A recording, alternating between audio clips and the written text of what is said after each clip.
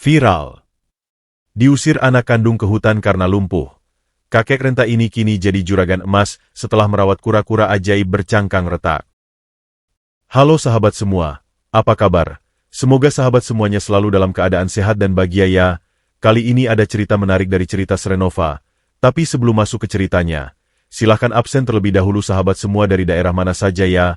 Jangan lupa untuk subscribe channel ini agar kalian tidak ketinggalan video-video menarik selanjutnya. Rintik hujan di luar jendela memantulkan kilat yang sesekali menerobos masuk melalui celah ventilasi sempit yang tertutup jaring laba-laba. Di dalam ruangan berukuran 2x3 meter yang lebih pantas disebut liang lahat itu, aroma apa bercampur bau pesing mengudara dengan sangat pekat, siap merenggut paksa oksigen dari siapapun yang bernapas di dalamnya. Itu bukan kamar tidur, melainkan gudang perkakas berlantai semen kasar yang dindingnya dipenuhi bercak jamur hitam kelembapan. Di sudut paling gelap, di atas lembar tikar pandan yang anyamannya telah hancur dan ujung-ujungnya tajam menusuk kulit, terbaring sesosok tubuh kurus kering. Pria itu mengenakan kemeja flanel pudar yang bahunya robek koyak, menampilkan kulit rentanya. Dialah kakek Danu. Kedua kakinya yang lumpuh layu teronggok tak berdaya seperti dahan pohon yang membusuk, sementara napasnya terdengar sangat berat, beradu dengan rasa lapar yang sedang merobek dinding lambungnya tanpa belas kasihan. Malam ini, rasa perih yang melilit di perutnya tak lagi bisa ditahan oleh zikir diamnya. Dengan tangannya yang dipenuhi kapalan tebal, bekas luka gores, dan kuku yang menghitam oleh kotoran, kakek Danu mulai mencengkeram permukaan lantai semen yang sedingin es. Urat-urat di leher rentanya menonjol tegang saat ia mengerahkan seluruh sisa tenaga di kedua lengannya untuk menyeret bagian bawah tubuhnya yang mati rasa ke arah pintu. Bunyi kain celana lusuhnya bergesekan dengan lantai terdengar ngilu menyayat hati, seirama dengan rintihan pelan yang tertahan di pangkal tenggorokannya yang kering kerontang. Setiap sentimeter pergerakan adalah siksaan murni, kerikil tajam sisa coran menggores kulit lengannya, namun mata tuanya yang seteduh telaga itu tetap memancarkan ketabahan tingkat dewa, seolah rasa sakit adalah teman lama yang tak perlu ditangisi. Ingatan kakek Danu terlempar pada 10 tahun lalu, memikirkan tragikomedi hidupnya yang menyiksa. Rumah megah berlapis marmer Italia yang membentang luas di sebalik pintu gudang ini dibangun dari setiap tetes peluhnya, dari seluruh tabungan pensiunannya yang ia kumpulkan rupiah demi rupiah. Semata-mata agar putra sulungnya, Bagas, bisa hidup terhormat tanpa hinaan. Namun kini, sang pemilik sejati rumah itu justru merayap bak serangga menjijikan di sarangnya sendiri. Di ambang celah bawah pintu kayu yang mulai lapuk dimakan rayap, mata kakek Danu berbinar redup melihat sebuah piring plastik kusam berwarna pudar. Di atasnya terdapat gundukan nasi yang sudah mengeras, menguning, dan mulai dikerubungi barisan semut hitam, ditemani sepotong tulang ikan yang dagingnya nyaris tak bersisa. Air liur perlahan menetes melewati dagunya yang keriput dan kotor. Rasa lapar telah membunuh segala ego, gengsi, dan kehormatan seorang manusia. Tangannya yang gemetar hebat karena kelemahan fisik terjulur perlahan ke depan. Ujung jari-jarinya yang bergetar bersiap meraih piring tersebut bak menemukan harta karun paling berharga di dunia. Namun, sebelum jemari keriput itu sempat menyentuh tepian piring, sebuah hentakan keras terjadi. Pintu gudang ditendang terbuka hingga menabrak dinding, mengirimkan debu tebal ke udara. Sebuah sepatu pantofel kulit mengkilap seharga jutaan rupiah melangkah masuk dan mendarat dengan sangat kasar, menginjak piring itu hingga pecah berantakan dan menghancurkan sisa nasi menjadi remah-remah kotor yang menyatu dengan lumpur dari sol sepatu tersebut. Langkah kaki angku itu berhenti tepat di depan hidung kakek Danu. Sebuah aroma parfum muski dari merek ternama Eropa seketika menusuk udara, secara paksa dan arogan mengusir bau apa gudang dengan wangi kemewahan yang tak tersentuh. Kakek Danu mendongak perlahan, menatap siluet tegap putranya sendiri, Bagas, yang berdiri menjulang dengan setelan jas navi berpotongan tajam tanpa sehelai benang pun yang kusut. Wajah pria muda bergelar Meneir itu terlipat oleh rasa jijik yang luar biasa, seolah ia sedang menatap limbah beracun. Sudah kubilang berkali-kali padamu, jangan pernah berani menyeret tubuh cacatmu itu keluar dari garis pintu ini. Kau membuat lantai marmer mahalku berbau tanah kuburan dan kotoran. Bentak Bagas dengan suara bariton yang menggelegar hebat, memantul di dinding gudang sempit. Apa yang kau lakukan merayap seperti cacing tanah di rumah mewahlah ini? Apa kau sengaja ingin membuatku muak setiap kali pulang kerja? Hah? Kakek Danu menelan ludah getirnya. Rahangnya mengeras kuat menahan sesak di dada yang bergemuruh hebat seperti badai. Matanya menatap sepatu mewah putranya tanpa sedikit pun siratan kebencian. Bapak hanya lapar. Nak, Seharian penuh Bapak belum makan apapun. Air minum di botol plastik Bapak juga sudah habis semenjak azan subuh tadi, ucap kakek Danu lirih. Suaranya terdengar serak, parau, dan bergetar hebat, memecah keheningan malam tanpa setitik pun nada amarah, hanya menyisakan kepasrahan seorang ayah tua yang terlalu kelelahan menghadapi dunia. Tawa sinis yang melengking tajam meluncur dari bibir Bagas. Pria itu berjongkok dengan sebelah lutut tertekuk, namun menjaga jarak aman seolah ayahnya adalah sumber virus mematikan. Ia merogoh sapu tangan sutra asli dari saku jasnya, hanya untuk menutup hidungnya rapat-rapat. Lapar? Kau berani bilang lapar padaku? Orang tua lumpuh sepertimu cuma benalu berbau pesing di kehidupanku yang sempurna ini. Kau pikir makanan di rumah mewah ini turun dari langit secara gratis? Cecar Bagas tanpa henti. Matanya mendelik kejam, memuntahkan kata-kata berbisa yang mengoyak jantung ayahnya secara brutal. Beras yang kau makan itu dibeli pakai uangku. Hasil kerja kerasku siang malam sebagai manajer cabang bank bergengsi. Bukan dari uang pensiunanmu yang tak seberapa dan sudah habis tak tersisa itu. Rumah ini terlalu mewah untuk ditempati bangkai hidup cacat sepertimu. Harusnya kau sadar diri dan tahu posisi. Bapak minta maaf kalau Bapak menyusahkan dan merepotkanmu. Gas? Bapak hanya minta sedikit nasi sisa itu. Setelah itu Bapak janji akan kembali diam di pojok ruangan. Balas kakek Danu pelan dan terbata-bata. Tangan tuanya perlahan mencoba mengais dan mengumpulkan nasi yang sudah bercampur tanah tebal dari bawah sepatu Bagas. Bapak tidak akan keluar dan membuatmu malu di depan teman-temanmu. Dari arah lorong terang benderang di belakang Bagas, suara ketukan hak tinggi terdengar mendekat dengan cepat. Muncul Rina, istri Bagas, berbalut gaun tidur sutra merah marun dan wajah yang dilapisi masker perawatan kulit berharga jutaan rupiah.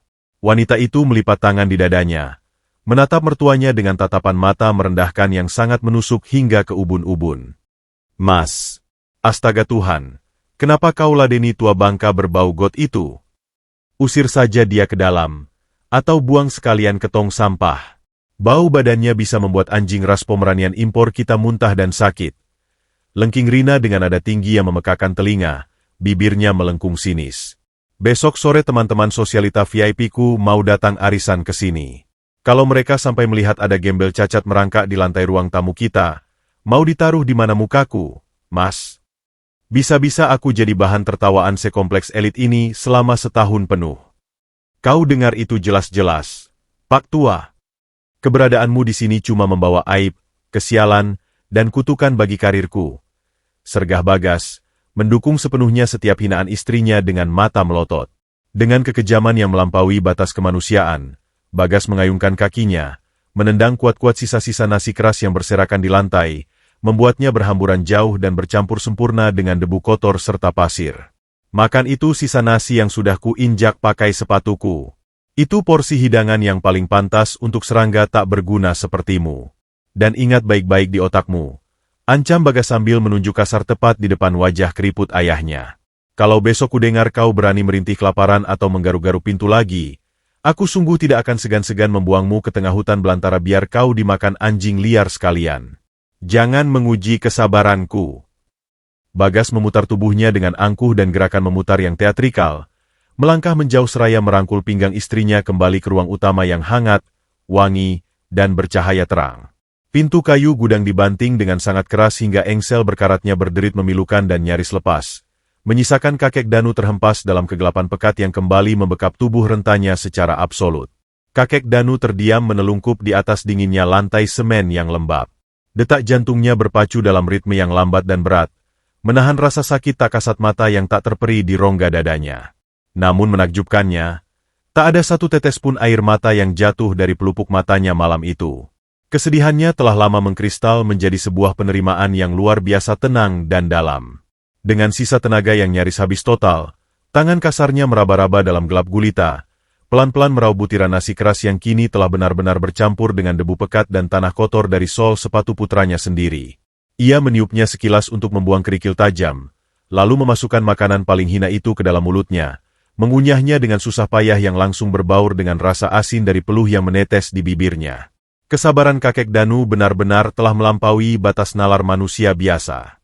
Di dalam batinnya yang paling sunyi, ia sama sekali tidak mengutuk, melainkan terus merapal doa keselamatan dan kesuksesan untuk sang anak yang baru saja menginjak-injak harga dirinya hingga hancur lebur malam itu. Sore itu, langit di atas kawasan perumahan elit tersebut berubah menjadi kanvas abu-abu pekat yang memuntahkan badai. Kilat menyambar bersahut-sahutan, namun suara gelegar guntur di luar sama sekali tidak mampu meredam riuhnya denting gelas kristal dan tawarnya dari ruang utama.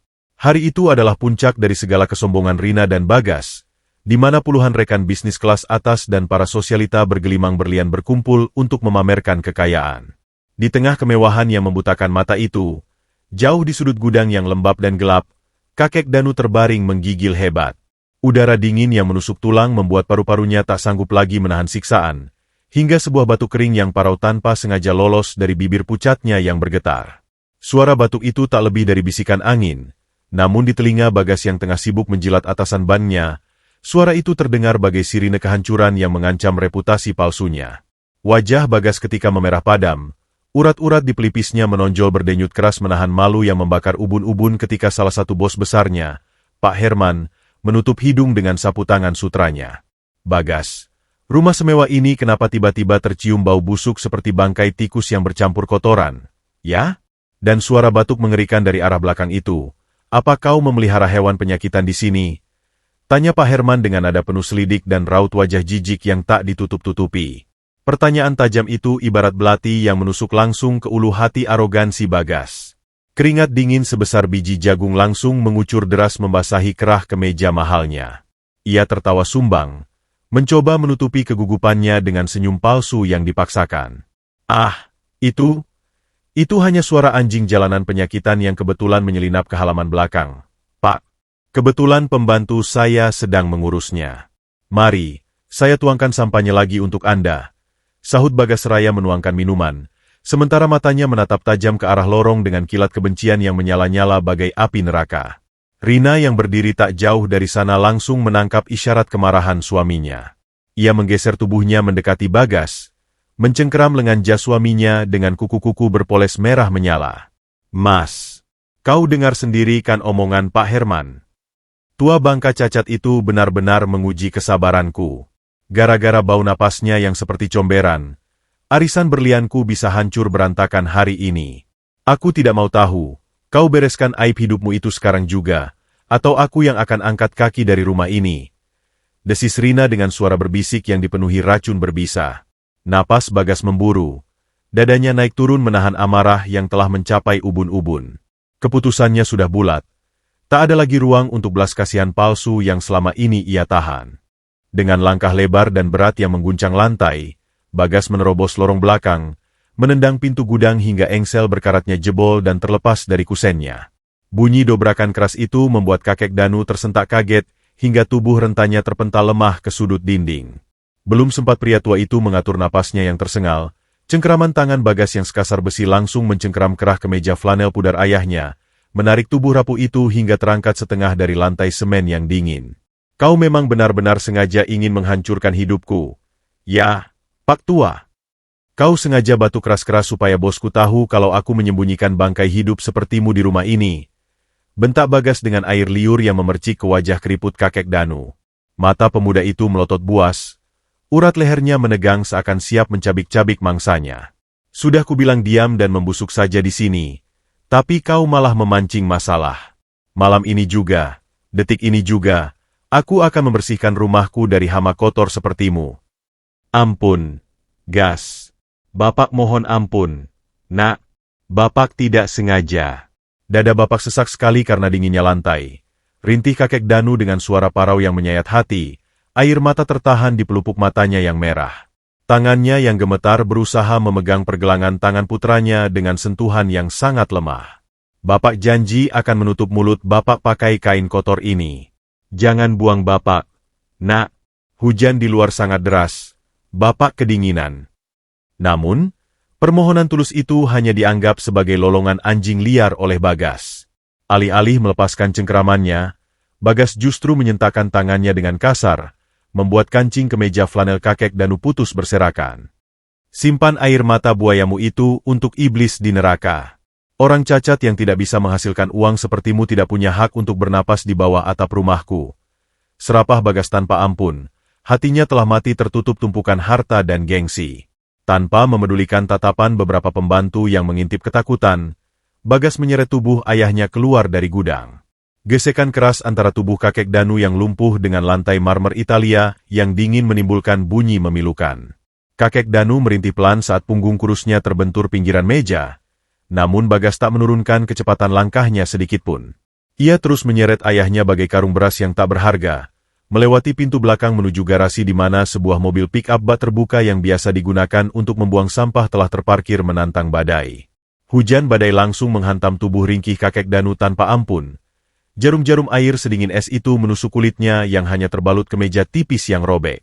Dengan sekali ayunan kasar yang diiringi teriakan penuh kebencian, Bagas mengangkat tubuh ayahnya dan melemparnya begitu saja ke atas bak besi pick-up yang berkarat dan tergenang air keruh. Benturan keras terdengar saat tulang rusuk kakek Danu menghantam dasar bak besi. Pria tua itu mengerang tertahan, memuntahkan sedikit air hujan yang masuk ke mulutnya. Bagas, nak, istighfar, nak, ini ayahmu, darah dagingmu sendiri. Ratap kakek Danu di sela-sela gemuruh guntur. Tangannya yang kapalan berusaha meraih tepian bak mobil agar tak terendam genangan air. Bagas yang sudah basah kuyup berdiri berkacak pinggang di bawah guyuran hujan, menatap ayahnya dengan seringai iblis yang sangat mengerikan. Ayah? Ayah macam apa yang hanya bisa mewariskan rasa malu dan kemiskinan pada anaknya? Ayahku sudah mati sejak kakinya lumpuh dan tak berguna lagi. Sekarang kau hanyalah sampah, dan sampah tempatnya di pembuangan. Teriak Bagas mengalahkan suara guntur yang membelah langit. Pria angku itu membanting pintu kemudi, menyalakan mesin dengan raungan kasar, lalu menginjak pedal gas dalam-dalam hingga ban mobil berdecit menggilas aspal yang basah. Perjalanan malam itu terasa seperti melintasi lorong neraka bagi kakek Danu. Tubuh lumpuhnya terombang-ambing di dalam bak mobil yang melaju ugal-ugalan menembus gelapnya jalanan aspal menuju pinggiran kota yang terisolasi. Air hujan yang bercampur dengan karat dan lumpur menenggelamkan separuh tubuhnya, sementara udara malam yang ekstrim membekukan aliran darahnya. Sejam berlalu, laju mobil tiba-tiba melambat dan berhenti dengan sentakan kasar di bibir sebuah hutan belantara yang gelap gulita. Pepohonan raksasa berdiri menjulang bagai monster yang siap menelan apapun dalam kegelapan pekat. Bagas turun dari mobil, membuka penutup bak belakang, dan dengan sisa tenaga kebenciannya, ia menarik kaki lumpuh kakek Danu, menjatuhkan tubuh renta itu hingga terjerembab ke dalam genangan lumpur tebal yang dingin di tepi jalan tanah berbatu. Lumpur coklat kental langsung menutupi wajah dan rambut kakek Danu, membuatnya terlihat lebih menyedihkan dari seorang gembel jalanan. Ia terbatuk-batuk, berusaha mengangkat kepalanya dari genangan kotor itu. Bagas berdiri menjulang di atasnya. Sepatu pantofelnya menginjak jari-jari tangan ayahnya dengan sengaja hingga terdengar bunyi tulang rawan yang berderak. Kakek Danu memejamkan mata, menahan sakit luar biasa namun tak sekelumit pun kutukan keluar dari mulutnya. Dengar baik-baik pesanku ini, orang tua cacat. Desis Bagas tajam, suaranya sedingin es batu. Jangan pernah berani merangkak kembali ke kotaku. Jadilah pupuk untuk pohon-pohon sialan ini. Mulai detik ini, aku, Bagas Dirgantara, tidak punya ayah. Kau sudah mati di mataku. Tanpa menoleh lagi, Bagas kembali masuk ke mobilnya, membiarkan roda kendaraannya menyipratkan sisa lumpur kotor ke wajah ayahnya sebelum menghilang di telan kegelapan malam. Di tengah deru hujan badai yang tak berkesudahan, kakek Danu tertinggal sendirian di tanah berlumpur, tersenyum getir merangkul penderitaannya dengan kesabaran yang menggetarkan pintu langit. Pagi merayap perlahan menembus rimbunnya kanopi hutan belantara yang basah. Sisa-sisa badai semalam meninggalkan aroma tanah basah, humus yang membusuk, dan getah pinus yang tajam menguar di udara sedingin es. Di bawah akar pohon beringin raksasa yang meliuk seperti ular naga, sesosok tubuh renta terbaring kaku menyatu dengan lumpur coklat pekat yang kini mulai mengering dan mengerak di sekujur kulitnya. Kakek Danu perlahan membuka kelopak matanya yang membengkak keunguan. Bulu matanya saling lengket oleh kotoran, namun tatapannya tetap tenang, seteduh telaga yang tak tersentuh riak kemarahan. Seluruh persendian di tubuhnya menjeritkan rasa sakit yang tak terlukiskan. Rasa lapar yang merobek lambungnya semalam kini telah bermutasi menjadi mati rasa yang mengerikan.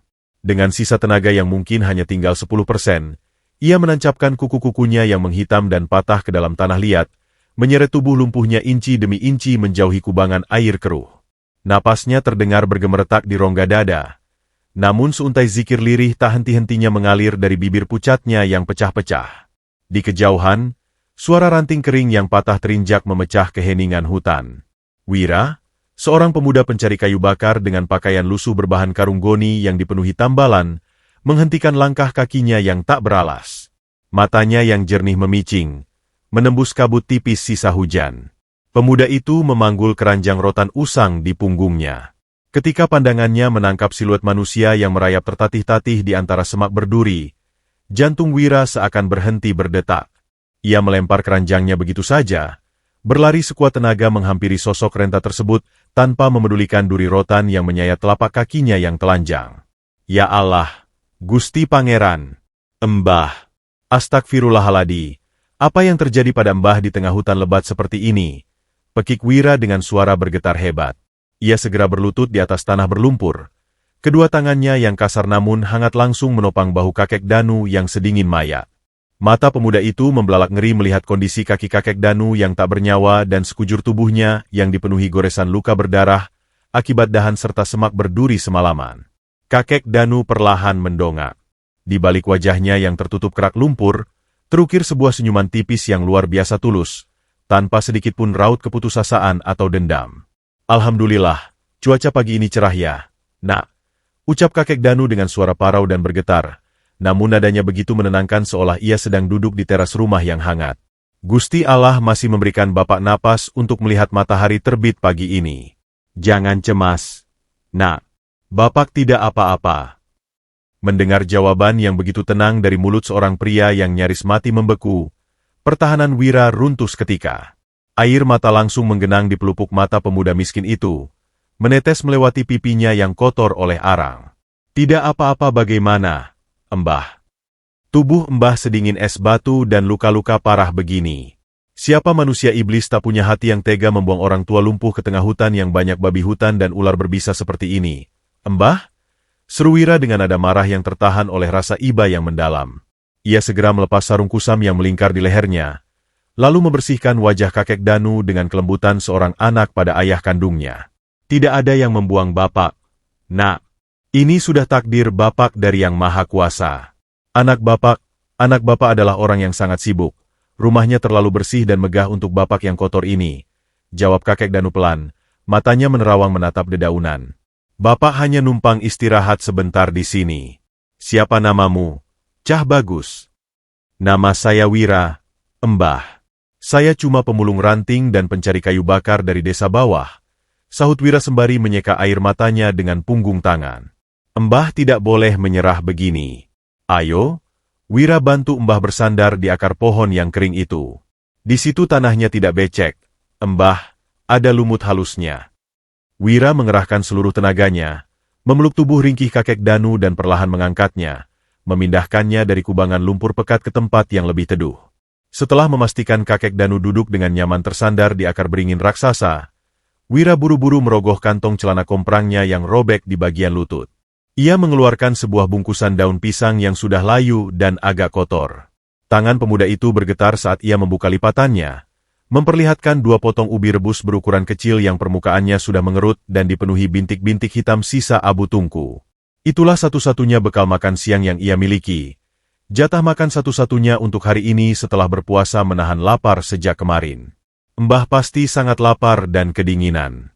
Maafkan Wira ya, Mbah. Wira cuma orang miskin yang tidak punya makanan enak apalagi mewah, ujar Wira dengan suara merendah, merasa sangat malu dengan hidangan daruratnya. Ia mematahkan ubi yang paling besar menjadi dua bagian, lalu meniup sisa debu yang menempel di permukaannya dengan hati-hati. Ini, Mbah, ubi rebus sisa semalam. Rasanya memang agak hambar dan keras kalau sudah dingin begini, tapi lumayan untuk mengganjal perut supaya Mbah kuat bernapas. Mata teduh kakek Danu berkaca-kaca menatap potongan ubi lecek di tangan pemuda asing itu. Tiba-tiba saja bayangan hidangan mewah di rumah Bagas dan sisa nasi berdebu yang ditendang semalam lintas di benaknya, mengoyak batinnya. Di tempat paling terhina ini, ia justru menemukan berlian di dalam hati seorang pemuda miskin tak dikenal. Tangan gemetar kakek Danu, menerima ubi tersebut bak menerima bongkahan piala emas berharga. Ya Allah, Wira, ini makanan termewah dan paling wangi yang pernah Bapak lihat hari ini. Kamu anak yang sangat baik, Nak. Tapi kalau ini kamu berikan ke Bapak, kamu nanti makan apa di hutan kerjamu ini? Tanya kakek Danu dengan bibir bergetar menahan haru yang menyesakkan dada. Wira tersenyum lebar hingga memamerkan deretan giginya yang kurang rapi, menepuk perut ratanya dengan gagah. Ah, Mbah ini bisa saja. Perut Wira ini sudah terbuat dari baja. Mbah, tidak makan 2 hari saja masih sanggup lari keliling gunung memanggul kayu. Mbah makan saja semuanya. Wira masih ada sisa sedikit kok di daun ini. Bohong Wira dengan sangat lancar dan ceria demi meyakinkan sang kakek, padahal perutnya sendiri tengah berbunyi nyaring meronta minta diisi. Kakek Danu tersenyum penuh rasa syukur, lalu perlahan menggigit ubi rebus yang keras dan dingin itu. Air matanya menetes jatuh membasahi pipinya yang keriput, bercampur dengan kotoran dan lumpur, terasa asin di ujung bibirnya. Bismillah, enak sekali masakanmu, Nak. Manis, sangat manis. Lirih kakek Danu sembari mengunyah pelan. Ia menatap lekat-lekat ke arah pemuda itu. Gusti Allah tidak pernah tidur. Wira, kebaikanmu hari ini, sekecil apapun, pasti akan diganti dengan kemuliaan yang tidak pernah kamu bayangkan seumur hidupmu. Bapak bersaksi untuk itu. Amin, Mbah. Doa orang tua yang terzalimi itu keramat. Wira aminkan saja yang kencang. Sahut Wira riang, mengabaikan rasa perih di perutnya sendiri demi melihat pria renta itu bisa kembali mengunyah makanan. Setelah Mbah kuat, Wira akan buatkan tandu dari kayu dan tali rotan. Wira akan gendong Mbah sampai ke gubuk reot Wira di ujung desa. Biar atapnya bocor dan lantainya tanah, setidaknya Mbah tidak kehujanan di sana. Kakek Danu menggeleng pelan, meletakkan tangannya yang kapalan di atas punggung tangan Wira dengan lembut. Tidak usah, Nak. Jangan bawa Bapak ke desa. Keberadaan Bapak yang cacat lumpuh seperti ini hanya akan menyusahkan warga desa dan membebani hidupmu yang sudah susah. Biarkan Bapak tinggal di pinggiran hutan ini saja. Bapak rasa, alam liar ini lebih bisa menerima keadaan Bapak daripada manusia di luar sana. Wira terbelalak, tak percaya dengan pendengarannya. Mbah mau tinggal di hutan liar ini sendirian. Dengan kaki lumpuh dan tubuh selemah ini. Tidak, Mbah. Wira tidak akan membiarkannya. Kalau Mbah nekat tinggal di sini, berarti mulai hari ini Wira yang akan menemani Mbah setiap hari ke hutan sehabis mencari kayu. Mbah anggap saja Wira ini cucu Mbah sendiri. Pungkas Wira dengan nada tegas dan mata berkaca-kaca. Sebuah sumpah setia terucap dari bibir seorang pemuda miskin yang tanpa ia sadari akan mengubah garis takdirnya menjadi pewaris tunggal tahta sang juragan emas di masa depan. Di bawah kanopi dedaunan raksasa itu, sebuah ikatan suci terjalin antara dua anak manusia yang dibuang oleh takdir. Hutan yang tadinya terlihat seperti monster menakutkan kini menjadi saksi bisu lahirnya sebuah kasih sayang yang jauh lebih murni dari sekadar ikatan darah. Kakek Danu, yang kakinya lumpuh dan diusir dari istana marmernya sendiri, kini duduk bersandar menyantap ubi sedingin es dengan kebahagiaan yang membuncah di dada. Ia memejamkan mata, membiarkan angin hutan menyapu wajahnya, sementara di dalam hatinya, semesta mulai merajut sebuah rencana agung yang kelak akan mengguncang keangkuhan orang-orang yang telah menginjak-injaknya. Matahari siang memanggang kanopi hutan belantara dengan bengis, mengirimkan pilar-pilar cahaya menyengat yang menembus celah dedaunan raksasa bak jarum-jarum api. Udara terasa sangat pekat, lembab, dan seolah enggan bergerak. Di bawah bayang-bayang semak belukar yang berduri tajam, kakek Danu tergolek sendirian. Wira, pemuda berhati malaikat yang telah menjadi malaikat pelindungnya, sedang pergi menuruni bukit sejak subuh untuk mengumpulkan kayu bakar dan mencari umbi-umbian liar. Ditinggal sendirian selama berjam-jam, rasa haus mulai menyerang kakek Danu dengan brutal. Kerongkongannya terasa seperti digosok dengan pasir kasar, kering kerontang hingga memicu batuk-batuk kecil yang menyayat rongga dadanya. Bibirnya yang pucat telah pecah-pecah, mengelupas dan menyisakan jejak darah kering. Di tengah siksaan dahaga yang membuat pandangannya mulai berkunang-kunang, telinga tuanya menangkap sebuah suara samar yang terdengar seperti melodi dari surga. Gemercik air yang mengalir pelan membentur bebatuan dari arah celah tebing yang tak jauh dari tempatnya berbaring. Tanpa membuang waktu sedetik pun, naluri bertahan hidup kakek Danu mengambil alih. Ia menancapkan ke-10 jemarinya yang sudah penuh kapalan dan luka melepuh ke dalam tanah hutan yang dipenuhi akar gantung. Dengan erangan pelan yang tertahan di balik gigi-giginya yang gemeretak, ia mulai menyeret tubuh lumpuhnya membelah semak-semak. Ini bukanlah pergerakan yang mudah. Setiap kali ia menarik tubuhnya ke depan, kedua kakinya yang mati rasa terseret secara pasif di atas permukaan tanah berbatu, meninggalkan jejak panjang yang memilukan. Ranting-ranting patah dan ujung batu tajam tanpa ampun merobek sisa-sisa celana kainnya, menggores kulit betis dan lututnya hingga darah segar kembali merembes keluar. Namun, kakek Danu menolak untuk menyerah. Jantungnya berdentum keras menghantam tulang rusuknya, sementara keringat dingin bercucuran deras membasahi kening keriputnya, menetes pedih menembus masuk ke sudut-sudut matanya. Ia terus merayap, inci demi inci, menelan segala rasa sakit fisik itu dengan kepasrahan absolut, menganggap goresan luka di kulitnya tak lebih menyakitkan dari goresan luka di hatinya akibat tendangan Bagas, darah dagingnya sendiri. Setelah 15 menit perjuangan yang terasa seperti melintasi abad, kakek Danu akhirnya tiba di bibir sebuah aliran sungai kecil yang airnya sebening kristal. Udara di sekitarnya seketika terasa lebih sejuk. Tangan tuanya yang gemetar hebat terulur, siap untuk meraup air kehidupan yang menggiurkan itu ke wajahnya. Namun, tepat sebelum ujung jarinya menyentuh permukaan air, sebuah suara lain menghentikan gerakannya. Itu bukan gemercik air, melainkan suara gesekan keras yang ngilu, seperti kuku-kuku yang mengais batu dengan putus asa, diikuti oleh embusan napas berat yang tersengal-sengal. Kakek Danu menahan dahaganya. Ia memutar kepalanya yang pening, memicingkan mata menembus kerimbunan daun pakis raksasa di tepi sungai. Jantungnya seketika mencelos. Sekitar 2 meter dari tempatnya berada, terhimpit di bawah sebuah bongkahan batu kali berwarna hitam pekat yang entah bagaimana menggelinding dari tebing di atasnya, terdapat seekor kura-kura darat berukuran raksasa. Hewan itu sebesar baskom tembaga, namun kondisinya sangat mengenaskan. Batu seberat puluhan kilogram itu menekan tepat di atas punggungnya, membuat cangkang kunonya yang berwarna hijau keemasan retak parah hingga membelah di bagian tengah, mengeluarkan cairan darah kental kehitaman yang menetes lambat membasahi lumut di bawahnya. Kura-kura raksasa itu menoleh perlahan, dan untuk sedetik yang terasa membekukan waktu, pandangan mereka bertemu. Mata hewan reptil itu sayu, berkabut oleh rasa sakit yang tak terperi, menatap kakek Danu dengan pancaran keputusasaan yang sangat dalam dan sunyi. Dalam tatapan bisu itu, kakek Danu seolah sedang bercermin. Ia melihat pantulan dirinya sendiri, sosok yang hancur, tak berdaya, ditindih oleh beban dunia yang kejam, dan dibiarkan mati membusuk tanpa ada yang memedulikan. Rasa empati yang luar biasa masif meledak di dalam dada sang kakek, menenggelamkan segala rasa haus dan perih di sekujur tubuhnya. Gusti Allah yang Maha Pengasih, ujian apalagi yang menimpa makhluk malang ciptaan MU ini? Bisik kakek Danu dengan suara bergetar parau, air matanya tiba-tiba merebak turun menghapus debu di pipinya. Mengabaikan kerongkongannya yang nyaris tercekik dahaga, ia memutar arah merayapnya. Alih-alih menuju air, ia menyeret tubuh lumpuhnya mendekati bongkahan batu yang menindih hewan malang tersebut.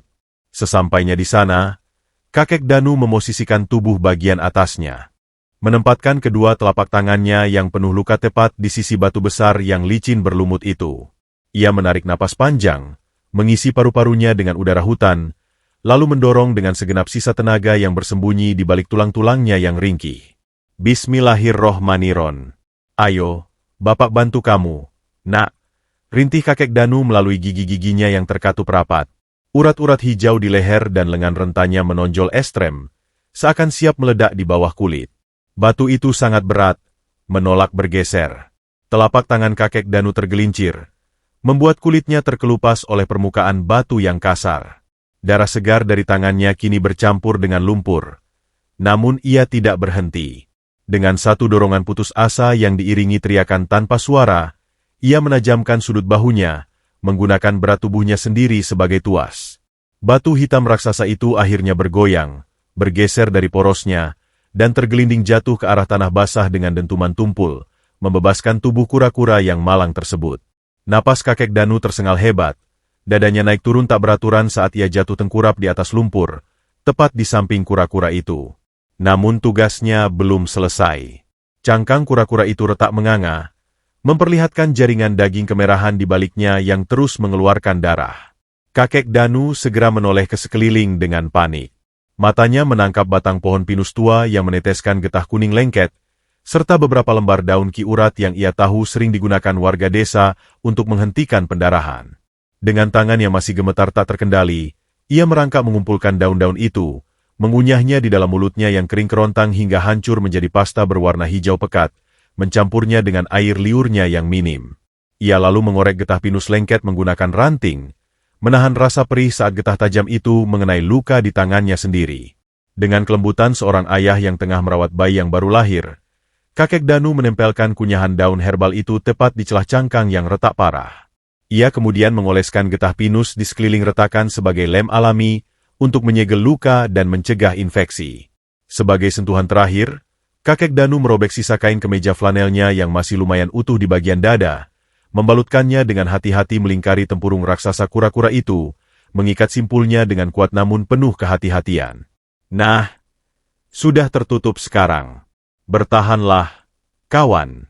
Bapak tahu persis rasanya dihancurkan dan dibuang begitu saja. Tapi selama kita masih bisa bernapas, kita tidak boleh menyerah pada takdir yang menyakitkan. Ucap kakek Danu lirih, mengusap kepala kura-kura yang bersisi kasar itu dengan ibu jarinya yang bergetar. Keajaiban kecil pun terjadi di bawah rimbunnya hutan yang sunyi.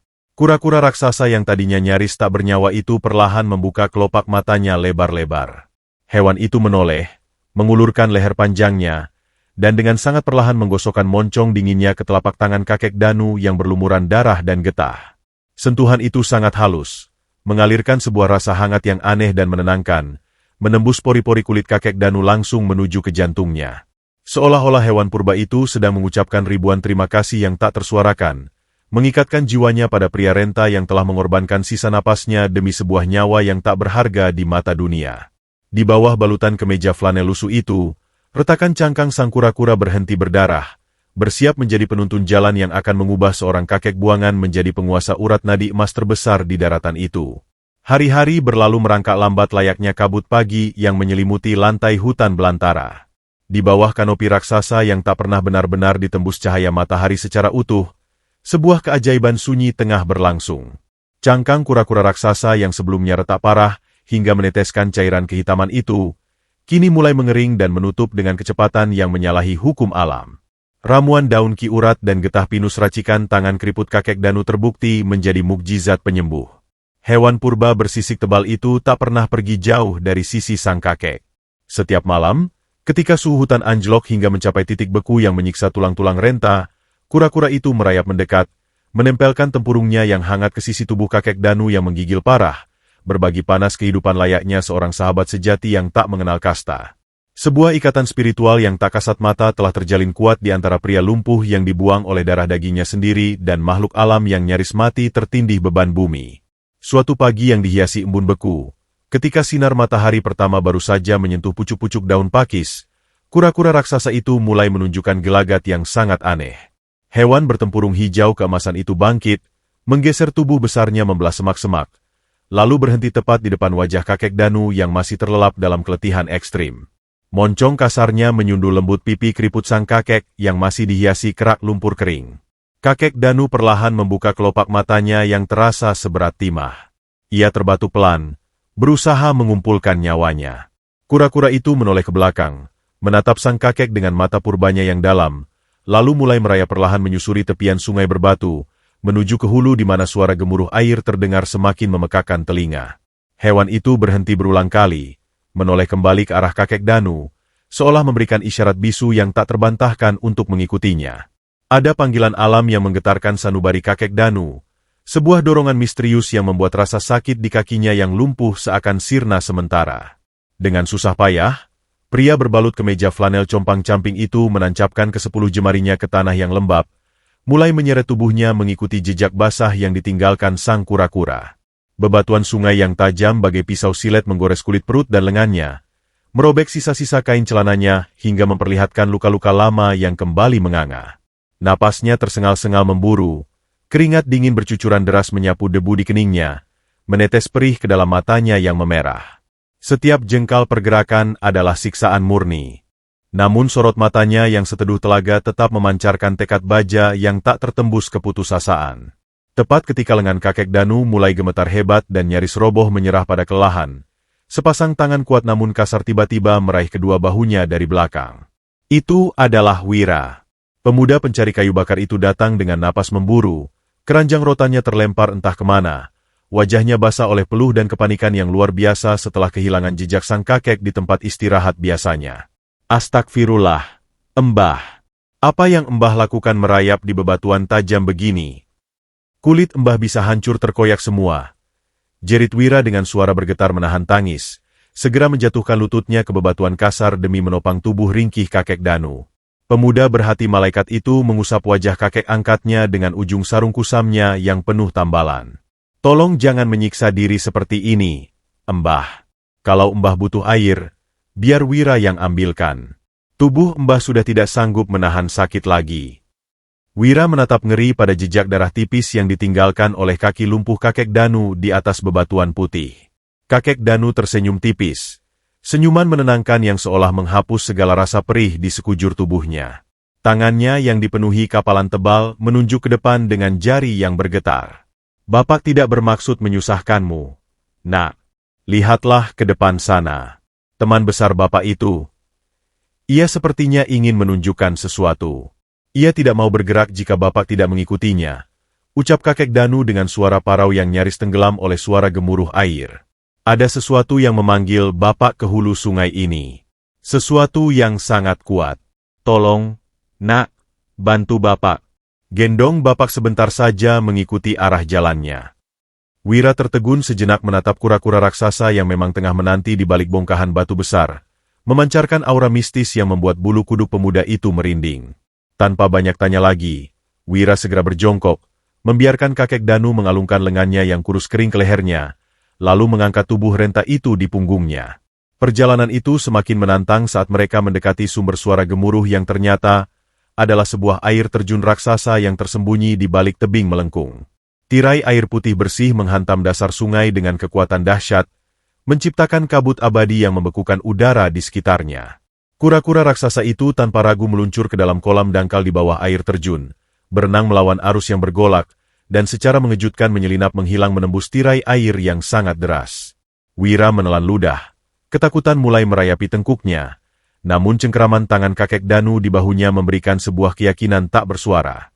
Dengan merapal doa keselamatan di bibirnya yang gemetar kedinginan, Wira melangkah menembus pusaran air terjun tersebut, membiarkan bertonton air dingin menghantam punggungnya sejenak, sebelum akhirnya mereka terjerembab ke dalam sebuah lorong gua gelap yang berada tepat di balik dinding air. Udara di dalam gua itu secara ajaib terasa hangat dan kering, sangat kontras dengan badai air di luarnya. Saat mata mereka perlahan beradaptasi dengan kegelapan, pemandangan yang terhampar di hadapan mereka membuat jantung Wira dan kakek Danu seolah berhenti berdetak-detik itu juga. Gua itu tidaklah gelap gulita. Dinding-dinding batu di sekeliling mereka memancarkan pendaran cahaya kekuningan yang sangat menyilaukan, terpantul liar dari celah-celah retakan purba. Kura-kura raksasa itu sedang beristirahat dengan tenang di tengah ruangan, dikelilingi oleh stalaktit yang ujungnya berkilauan. Wira perlahan menurunkan kakek Danu ke lantai gua yang berpasir halus. Kakinya gemetar hebat hingga tak sanggup lagi berdiri. Pemuda miskin itu merangkak mendekati dinding gua, mengusap permukaan batu yang menonjol dengan ujung jarinya yang gemetar parah. Debu tebal berjatuhan, mengungkap bongkahan-bongkahan padat berwarna kuning mengkilap yang menyatu utuh dengan batuan induk. Itu bukanlah keajaiban magis murahan, itu adalah realitas yang lebih menggetarkan. Sebuah urat nadi emas murni alami berukuran raksasa, cadangan kekayaan alam yang tak tersentuh tangan manusia selama jutaan tahun. Ya Allah, Gusti Pangeran yang Maha Agung. Embah, ini emas murni, Embah. Sepanjang dinding gua ini semuanya urat emas padat. Kita berada di dalam perut gunung emas. Teriak Wira histeris. Air matanya tumpah menderas membasahi pipinya yang kotor oleh tanah. Suaranya memantul-mantul liar di langit-langit gua. Pemuda yang seumur hidupnya hanya makan singkong rebus dan memakai baju dari karung goni itu, kini dikelilingi kekayaan yang bisa membeli seluruh kota tempatnya lahir. Ia menangis terseduh-seduh, mencium lantai gua berbatu itu dengan sujud syukur yang tak terlukiskan. Kakek Danu terdiam membisu, tubuhnya membeku menatap kilauan emas yang mengelilinginya. Ingatan tentang malam pengusiran itu melintas tajam bagai kilat di benaknya. Saat Bagas, darah dagingnya sendiri, menginjak kepalanya ke lantai marmer dan mencacinya sebagai bangkai hidup yang tak bisa menghasilkan uang. Malam di mana ia ditendang ke lumpur hina dalam guyuran badai. Air mata panas mengalir deras dari kedua mata tuanya yang seteduh telaga, membelah kerak tanah di wajahnya. Semesta tak pernah tidur. Rasa sakitnya, kelumpuhannya, dan kesabaran tingkat dewanya dalam merawat kura-kura yang terluka, Ternyata adalah kompas rahasia dari Sang Pencipta. Di kedalaman hutan yang menakutkan ini, di tempat yang dianggap sebagai pembuangan akhir bagi manusia tak berguna, kakek Danu baru saja diberikan kunci untuk membalikan roda nasib dengan cara yang paling dahsyat. Urat nadi emas ini bukan sekadar kekayaan baginya. Ini adalah palu keadilan mutlak yang dipersiapkan Tuhan untuk menghancurkan keangkuhan dunia yang telah meludahinya. Hari-hari berlalu merangkak lambat layaknya kabut pagi yang menyelimuti lantai hutan belantara. Di bawah kanopi raksasa yang tak pernah benar-benar ditembus cahaya matahari secara utuh, sebuah keajaiban sunyi tengah berlangsung.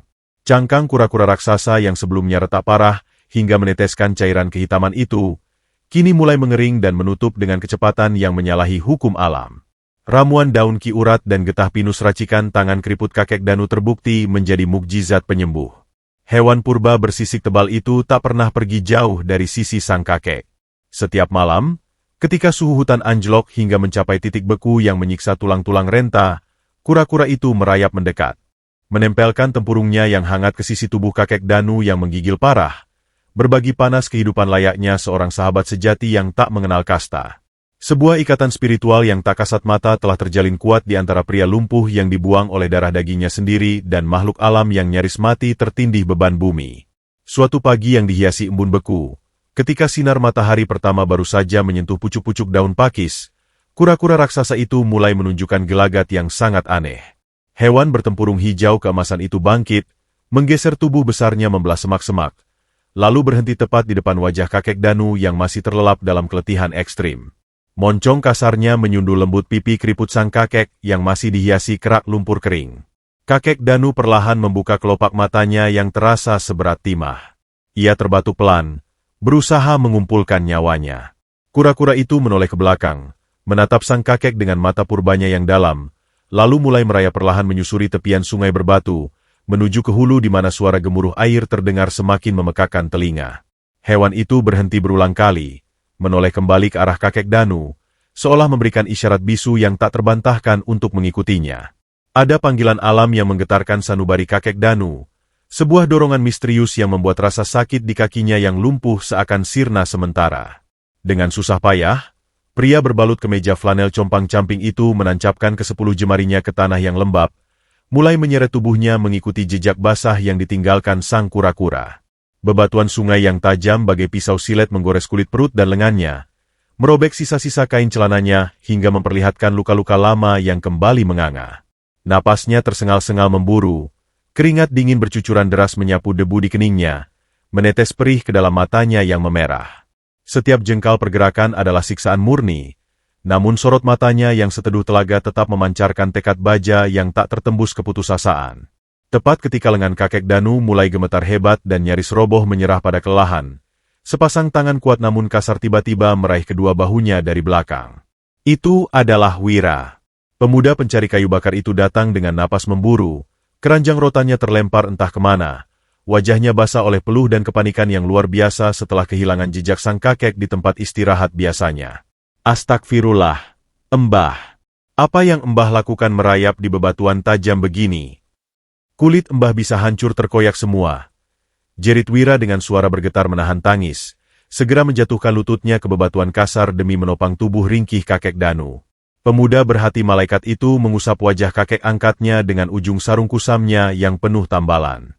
Tolong jangan menyiksa diri seperti ini, Embah. Kalau Embah butuh air, biar Wira yang ambilkan. Tubuh Embah sudah tidak sanggup menahan sakit lagi. Wira menatap ngeri pada jejak darah tipis yang ditinggalkan oleh kaki lumpuh kakek Danu di atas bebatuan putih.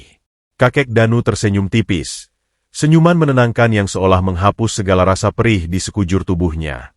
Tangannya yang dipenuhi kapalan tebal menunjuk ke depan dengan jari yang bergetar. Bapak tidak bermaksud menyusahkanmu. Nak, lihatlah ke depan sana. Teman besar Bapak itu. Ia sepertinya ingin menunjukkan sesuatu. Ia tidak mau bergerak jika Bapak tidak mengikutinya, ucap kakek Danu dengan suara parau yang nyaris tenggelam oleh suara gemuruh air.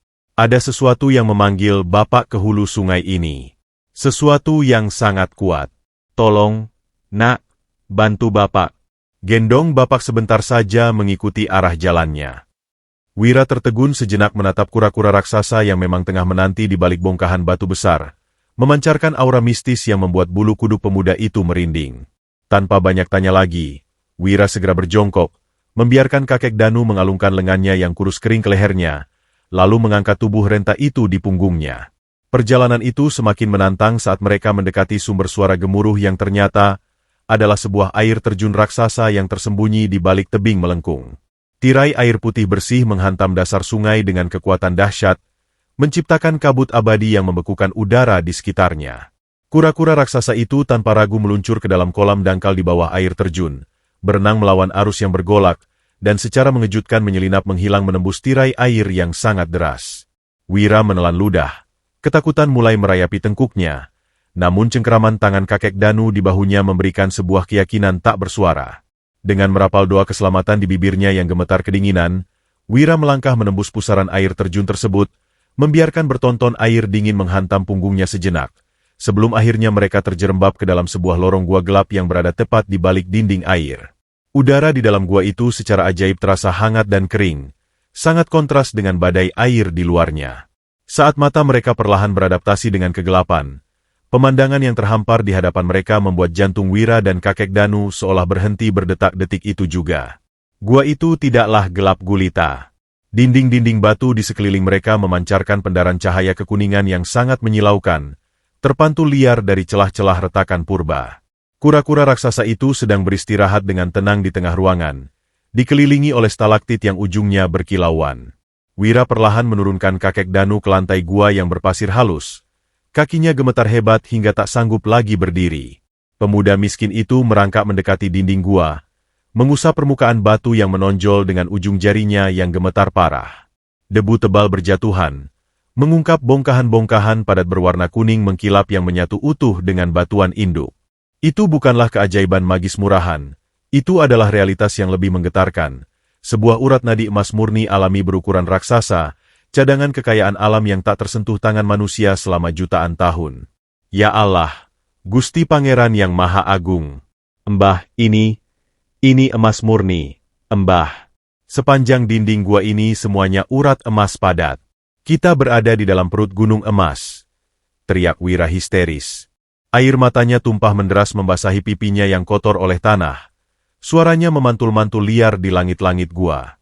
Pemuda yang seumur hidupnya hanya makan singkong rebus dan memakai baju dari karung goni itu, kini dikelilingi kekayaan yang bisa membeli seluruh kota tempatnya lahir. Ia menangis terseduh-seduh, mencium lantai gua berbatu itu dengan sujud syukur yang tak terlukiskan.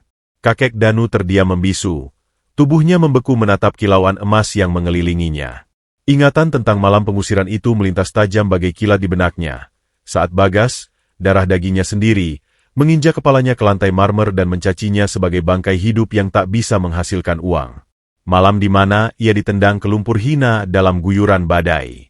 Air mata panas mengalir deras dari kedua mata tuanya yang seteduh telaga, membelah kerak tanah di wajahnya. Semesta tak pernah tidur.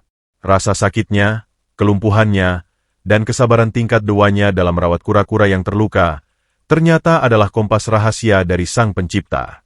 Di kedalaman hutan yang menakutkan ini, di tempat yang dianggap sebagai pembuangan akhir bagi manusia tak berguna, kakek Danu baru saja diberikan kunci untuk membalikan roda nasib dengan cara yang paling dahsyat. Urat nadi emas ini bukan sekadar kekayaan baginya. Ini adalah palu keadilan mutlak yang dipersiapkan Tuhan untuk menghancurkan keangkuhan dunia yang telah meludahinya. Langit sore di kawasan perumahan elit itu tampak semburat semerah darah, seolah menjadi saksi bisu atas runtuhnya sebuah imperium kesombongan yang selama ini dibangun di atas penderitaan orang tua. Di depan gerbang besi tempa berlapis perunggu yang menjulang tinggi, sebuah papan segel berwarna merah terang dengan tulisan kapital, disita oleh negara, baru saja dipaku kasar pada pilar marmer Italia. Suara palu yang menghantam paku itu terdengar seperti lonceng kematian di telinga Bagas. Pria yang dulunya selalu tampil necis dan licin itu kini terlihat sangat berantakan. Jas Navi kebanggaannya kusut masai, dasi sutranya ditarik longgar dengan kasar, dan kantung matanya menghitam lebam akibat kurang tidur berhari-hari. Urat-urat di pelipisnya berdenyut liar saat ia menatap belasan petugas kejaksaan dan kurator bank yang tanpa ampun mengangkut barang-barang antiknya keluar dari rumah yang dulunya dibangun dari uang pensiunan kakek Danu. Roda nasib telah berputar 180 derajat, dan palu keadilan semesta baru saja meremukan tengkorak arogansinya tanpa peringatan sedikitpun. Keringat dingin sebesar biji jagung mengucur deras dari dahi Bagas, membasahi kerah kemejanya yang mulai menguning. Napasnya memburu, dadanya naik turun dengan panik saat ia mencoba menghalangi langkah seorang petugas berseragam yang membawa televisi layar datar miliknya. Berhenti! Kalian semua buta huruf. Aku ini manajer cabang. Aku masih punya aset. Aku bisa melunasi semuanya bulan depan. Singkirkan tangan kotor kalian dari barang-barang mahalku. Teriak Bagas dengan suara serak yang putus asa, matanya melotot liar memancarkan kepanikan yang tak lagi bisa disembunyikan. Namun, ketua tim kurator yang berdiri di dekat mobil box hanya menatapnya dengan senyum dingin yang merendahkan, lalu membalas dengan nada datar yang menyayat harga diri. Manajer cabang yang baru saja dipecat dengan tidak hormat karena menggelapkan dana nasabah puluhan miliar demi menutupi utang pinjaman online dan gaya hidup hedonis. Rumah ini, mobil sport di garasi, semuanya bukan milik Anda lagi, Pak Bagas. Silakan angkat kaki sebelum kami memanggil polisi untuk menyeret Anda dengan paksa atas tuduhan menghalangi penyitaan. Bagas terhuyung mundur seolah baru saja dihantam godam raksasa tepat di ulu hatinya. Kakinya lemas seketika. Di saat ia sangat membutuhkan sebuah sandaran kewarasan, suara ketukan sepatu hak tinggi terdengar tajam dari arah pintu utama. Rina, sang istri yang dulu bersumpah setia dalam kemewahan, melangkah keluar dengan angkuh. Wajahnya yang berlapis riasan tebal sama sekali tidak memancarkan kesedihan, melainkan sebuah kejijikan yang teramat sangat. Di belakangnya, dua orang kuli angkut bayaran sedang menyeret koper-koper besar bermerek desainer ternama yang berisi seluruh perhiasan dan koleksi tas mahalnya. Bagas menelan ludah, mencoba meraih tangan istrinya dengan jemari yang bergetar hebat. Rina, sayang, syukurlah kau sudah berkemas. Kita akan pindah ke apartemen kecil dulu sementara waktu. Aku janji akan bangkit lagi. Kita? Potong Rina dengan lengkingan tawa sinis yang mengiris gendang telinga, persis seperti tawa iblis yang dulu ia lontarkan saat menghina kakek Danu. Wanita itu menepis tangan Bagas dengan sangat kasar seolah baru saja disentuh oleh penderita kusta. Jangan pernah bermimpi mengaitkan namaku dengan kebangkrutan memalukanmu ini. Aku menikah dengan seorang manajer sukses yang kaya raya, bukan dengan pecundang buronan yang dikejar-kejar debt collector. Surat cerai kita akan dikirim oleh pengacaraku besok pagi. Bagas menatap tak percaya. Rahangnya jatuh terbuka saat Rina memberi isyarat pada sopir taksi premium yang sudah menunggunya. Sebelum masuk ke dalam mobil, Rina membalikkan badannya sejenak, melontarkan kalimat terakhir yang berbisa mematikan. Lihatlah dirimu sekarang, Bagas. Kau berbau keringat asam, kusut, dan tidak berguna. Kau persis seperti tua bangka cacat yang kau buang ke hutan 5 tahun lalu. Kau membuatku mual. Mobil yang membawa Rina melesat pergi, meninggalkan debu tipis yang menerpa wajah Bagas. Pria itu berdiri mematung di pinggir jalan trotoar, diusir dari istananya sendiri, persis di titik yang sama di mana ia dulu mengusir ayahnya. Langit semakin menggelap, menyembunyikan matahari dan menggantinya dengan gerimis kecil yang menusuk pori-pori. Malam itu, tanpa sepeser uang pun di sakunya, Bagas mulai berjalan tanpa arah. Sepatu pantofel kulit mengkilap seharga jutaan rupiah yang dulu ia gunakan untuk menginjak sisa nasi kakek Danu, kini mulai lecet dan solnya nyaris terlepas setelah dipaksa berjalan bermil-mil jauhnya menyusuri jalanan kota yang dingin. Suara perutnya mulai bergemuruh hebat, melilitkan rasa perih kelaparan yang belum pernah ia rasakan seumur hidupnya. Setiap kali ia melewati restoran mewah tempat ia biasa menghamburkan uang, hidungnya hanya bisa menghirup aroma daging panggang dari cerobong asap luar, memancing air liurnya menetes hina sementara ia meringkuk kedinginan di bawah bayang-bayang tiang lampu jalan. Di sebuah lorong pasar tradisional yang becek dan berbau anyir darah ikan. Bagas jatuh terduduk di dekat tumpukan keranjang sayur busuk. Tubuhnya menggigil parah. Jas mewahnya kini dipenuhi bercak lumpur hitam dari genangan air hujan. Pandangannya mulai berkunang-kunang karena asam lambung yang meronta brutal. Tiba-tiba, matanya tertuju pada sebuah bungkusan plastik transparan di dekat roda gerobak sampah. Di dalamnya terdapat sisa potongan roti tawar yang sudah berjamur di bagian ujungnya, bercampur dengan debu jalanan. Jantung Bagas berdegup kencang. Ego kebangsawanannya berperang hebat dengan rasa lapar hewaninya. Tangannya yang dulu selalu terawat dengan manikur mahal, kini gemetar hebat, merayap di atas aspal yang basah dan kotor demi meraih bungkusan sampah itu. Saat ujung jarinya menyentuh plastik kotor tersebut, sebuah kenangan menyakitkan menyambar otaknya bagai kilat. wajah pasrah kakek Danu yang meraup nasi berdebu dari bawah sol sepatunya di gudang yang gelap. Tepat pada detik itu, sebuah tendangan keras menghantam tulang rusuk Bagas dari arah samping, membuatnya terpelanting menabrak dinding bata yang berlumut. 3 orang pria berbadan besar dengan jaket kulit hitam, lengan penuh tato, dan wajah beringas telah mengepungnya. Mereka adalah debt collector dari sindikat pinjaman gelap yang hutangnya telah membengkak gila-gilaan tak terbayar. Ini dia tikus got yang berani kabur dari bos kita. Sok-sokan pakai jas mahal, padahal nyicil napas saja sudah tidak sanggup. Geram salah satu preman itu sambil meludahi wajah Bagas. Sebelum Bagas sempat memohon ampun, hujan pukulan dan tendangan bertubi-tubi langsung menghujam sekujur tubuhnya, mematahkan tulang, menghancurkan harga diri, dan memaksanya merasakan secara langsung rasa sakit luar biasa yang tak pernah ia pedulikan saat ia menyeret tubuh lumpuh ayahnya 5 tahun silam. Karma bekerja dalam sunyi, namun saat ia memukul, ia tak pernah menyisakan tempat untuk bersembunyi. Sengatan matahari siang itu terasa seakan ingin melelehkan aspal jalanan ibu kota yang berdebu tebal. Udara bergetar membiaskan uap panas yang menyesakkan dada, memanggang siapapun yang tak memiliki tempat berlindung. Di sepanjang trotoar kotor yang dipenuhi pedagang asongan dan tumpukan sampah plastik, sesosok pria melangkah gontai menyeret kakinya bak mayat hidup. Itu adalah Bagas. Setelan jas Navy yang dulu menjadi kebanggaan dan simbol arogansinya kini telah berubah menjadi kain lap usang yang menjijikan, dipenuhi bercak lumpur kering dan noda darah kehitaman akibat amukan para debt collector semalam.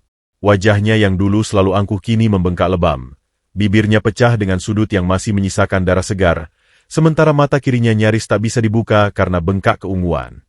Setiap kali ia menarik napas panjang, tulang rusuknya menjeritkan rasa sakit yang menusuk hingga ke ulu hati. Perutnya melilit hebat, mengeluarkan bunyi gemuruh kelaparan yang sangat menghinakan ego kebangsawanannya.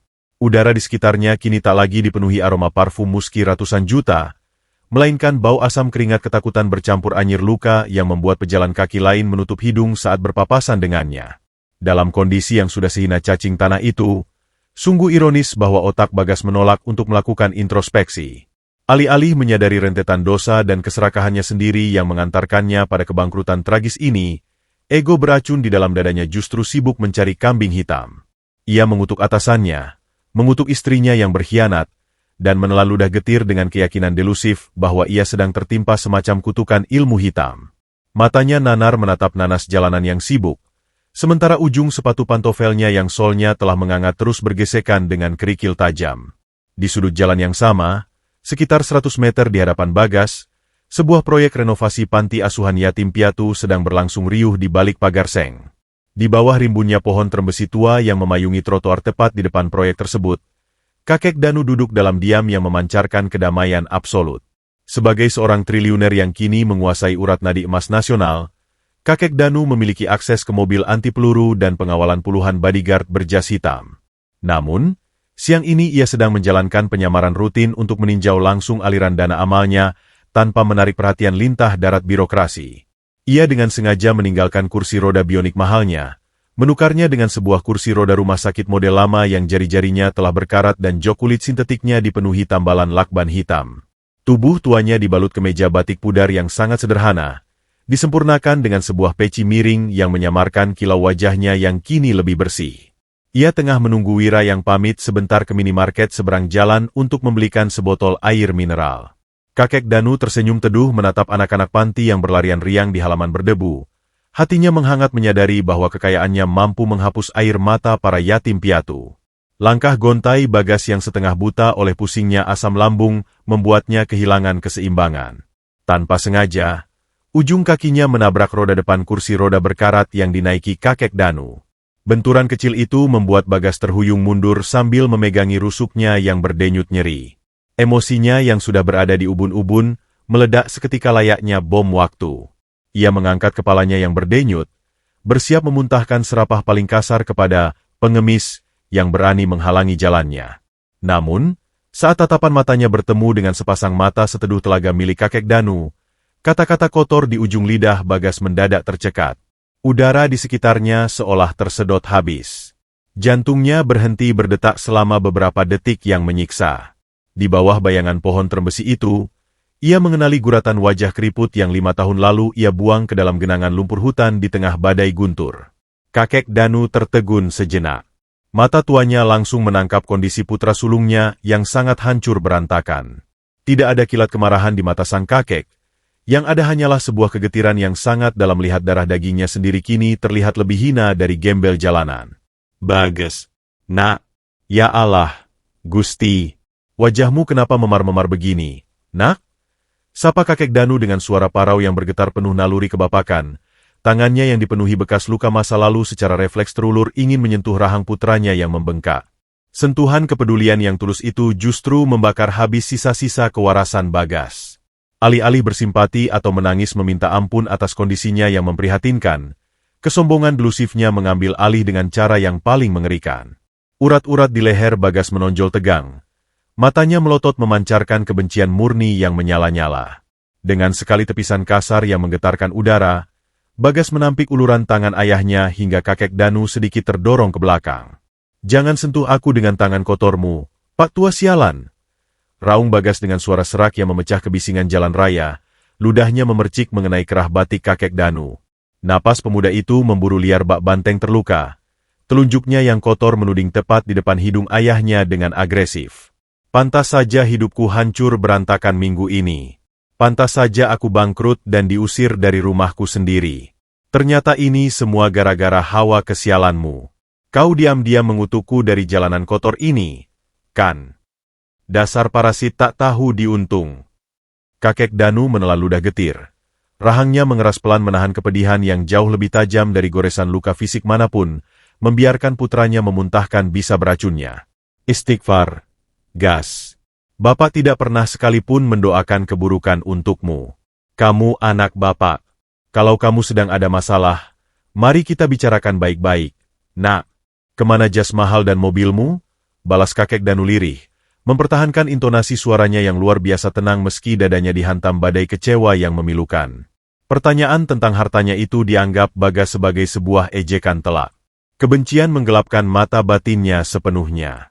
Mengabaikan rasa sakit di tulang rusuknya, Bagas mengangkat kaki kanannya tinggi-tinggi, lalu dengan segenap tenaga keputusasaannya, ia menendang kuat-kuat sisi kiri kursi roda berkarat tersebut. Bunyi besi reot yang berderak patah berpadu dengan jeritan tertahan kakek Danu saat tubuh rentanya terlempar keras ke atas trotoar semen yang panas dan berdebu. Pria tua itu jatuh menyamping. Sikunya menghantam aspal hingga kulitnya terkelupas dan mengeluarkan darah segar yang menetes menodai batiknya. Beberapa pejalan kaki memekik kaget. Namun tak ada yang berani mendekat melihat wajah beringas Bagas bak orang kesurupan.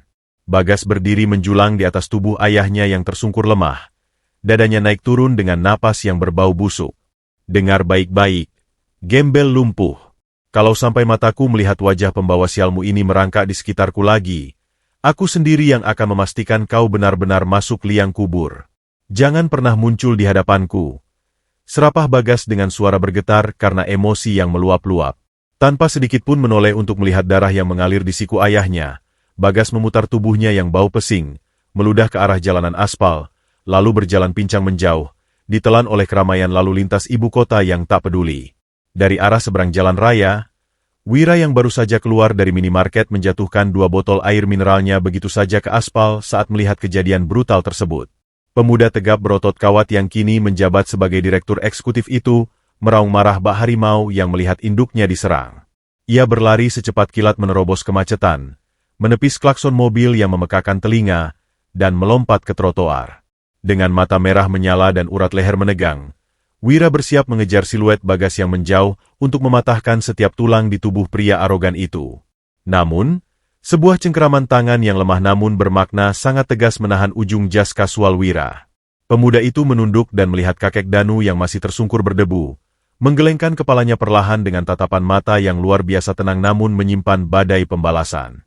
"Jangan kotori tanganmu, nak," bisik kakek Danu dengan suara serak, mengusap debu dari bibirnya yang menyunggingkan senyum getir yang sangat misterius.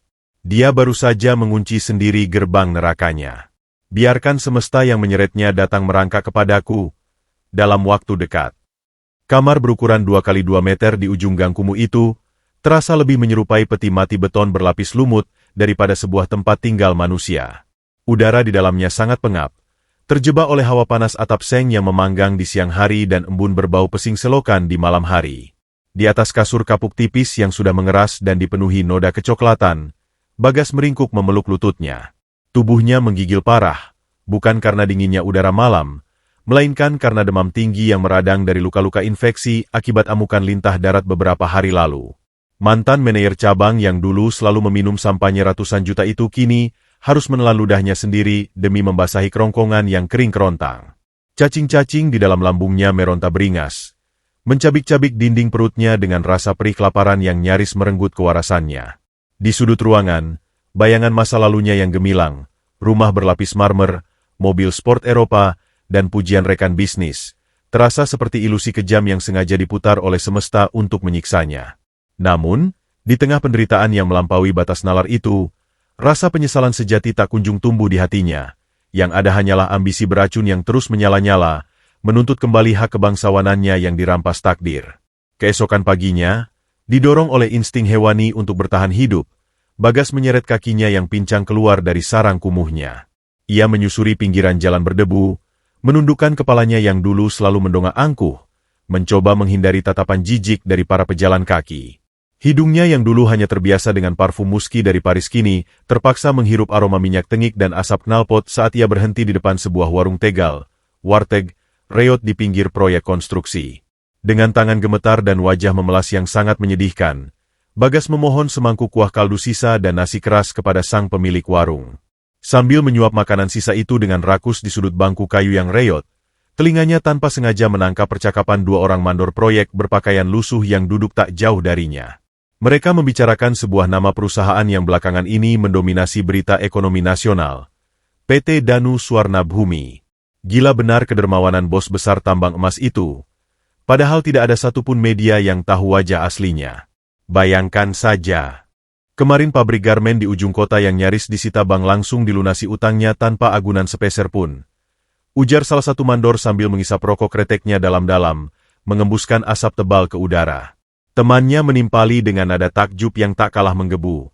Benar, katanya sang juragan emas itu punya program rahasia. Siapapun pengusaha bangkrut yang bisa membuktikan visi bisnisnya di depan beliau, akan langsung disuntik modal triliunan rupiah tanpa bunga. Istana perusahaannya di pusat kota itu selalu ramai didatangi orang-orang putus asa setiap hari Jumat untuk mengemis belas kasihan. Itu satu-satunya tempat keajaiban tersisa di kota ini. Mendengar kata, suntikan modal tanpa bunga, dan pengusaha bangkrut, jantung Bagas seolah meledak di dalam rongga dadanya.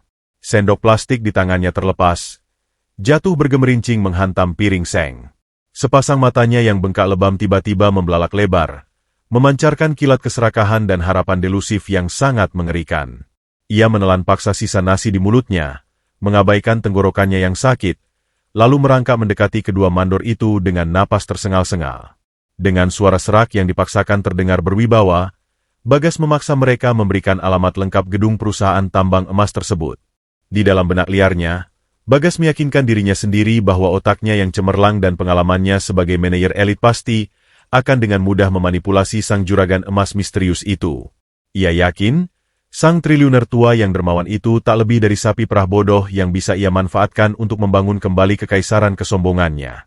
3 hari berikutnya dihabiskan Bagas untuk mempersiapkan tipu muslihat terbaiknya. Ia membongkar satu-satunya tas kresek hitam miliknya, mengeluarkan sebuah kemeja putih berlengan panjang yang warnanya sudah menguning di bagian kerah dan celana bahan yang lututnya sedikit mengkilap karena setrikaan. Ia menumpang mandi di toilet umum masjid, menggosok kulitnya dengan sabun batangan termurah hingga memerah untuk menghilangkan bau comberan yang melekat kuat di pori-porinya. Di depan sekeping cermin retak yang ia temukan di tempat sampah, Bagas berlatih merangkai kata-kata dusta paling menyentuh hati. Ia melatih ekspresi wajahnya, mengubah raut kebengisannya menjadi topeng seorang visioner muda yang menjadi korban fitnah kejam dari lawan bisnisnya. Ia tak sadar bahwa usahanya menutupi borok kehinaannya itu persis seperti mencoba membungkus kotoran bangkai dengan selembar tisu tipis. Baunya tak akan pernah bisa disembunyikan dari hidung mereka yang mengetahui kebenaran. Tepat di hari Jumat pagi, dengan sisa uang receh terakhir yang ia miliki untuk ongkos bus kota, Bagas akhirnya berdiri di pelataran depan Menara Swarna Bhumi. Jantungnya berdegup gila-gilaan. Mulutnya ternganga takjub hingga udara terasa membeku di sekitarnya. Gedung pencakar langit itu bukanlah sekadar bangunan. Itu adalah monumen dominasi finansial yang tak terbantahkan. Fasadnya berlapis kaca anti peluru berwarna hitam pekat, Diselingi pilar-pilar raksasa dari marmer putih asli yang diimpor dari pegunungan Carrara, dengan aksen lempengan emas murni yang memantulkan sinar matahari menyilaukan. Rumah mewahnya yang dulu ia banggakan dan tempat ia mengusir ayahnya kini terasa tak lebih berharga dari kandang ayam jika disandingkan dengan kemegahan istana ini.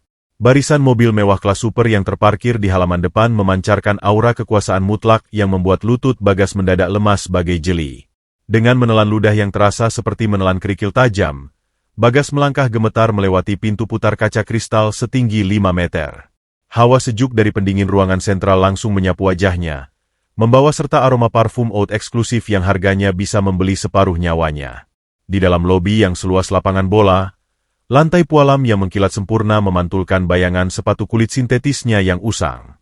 Puluhan orang dengan setelan jas mahal tampak mengantre dengan tertib, masing-masing memeluk map proposal tebal dengan raut wajah penuh harap dan ketakutan.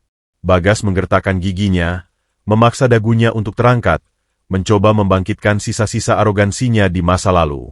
Ia berjalan menghampiri meja resepsionis panjang yang terbuat dari bongkahan batu onis utuh. Saya Bagas Dirgantara, mantan eksekutif perbankan nasional.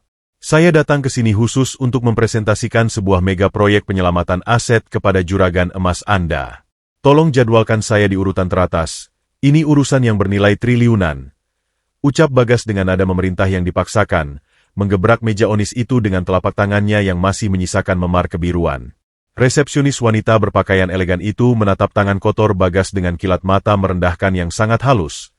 Namun ia tetap mempertahankan senyum profesionalnya yang sedingin es. Dengan anggukan sopan, ia menyerahkan sebuah kartu akses berwarna perak dan meminta Bagas untuk bergabung di ruang tunggu eksekutif di lantai 2. Senyum miring langsung tersungging di bibir pecah-pecah Bagas.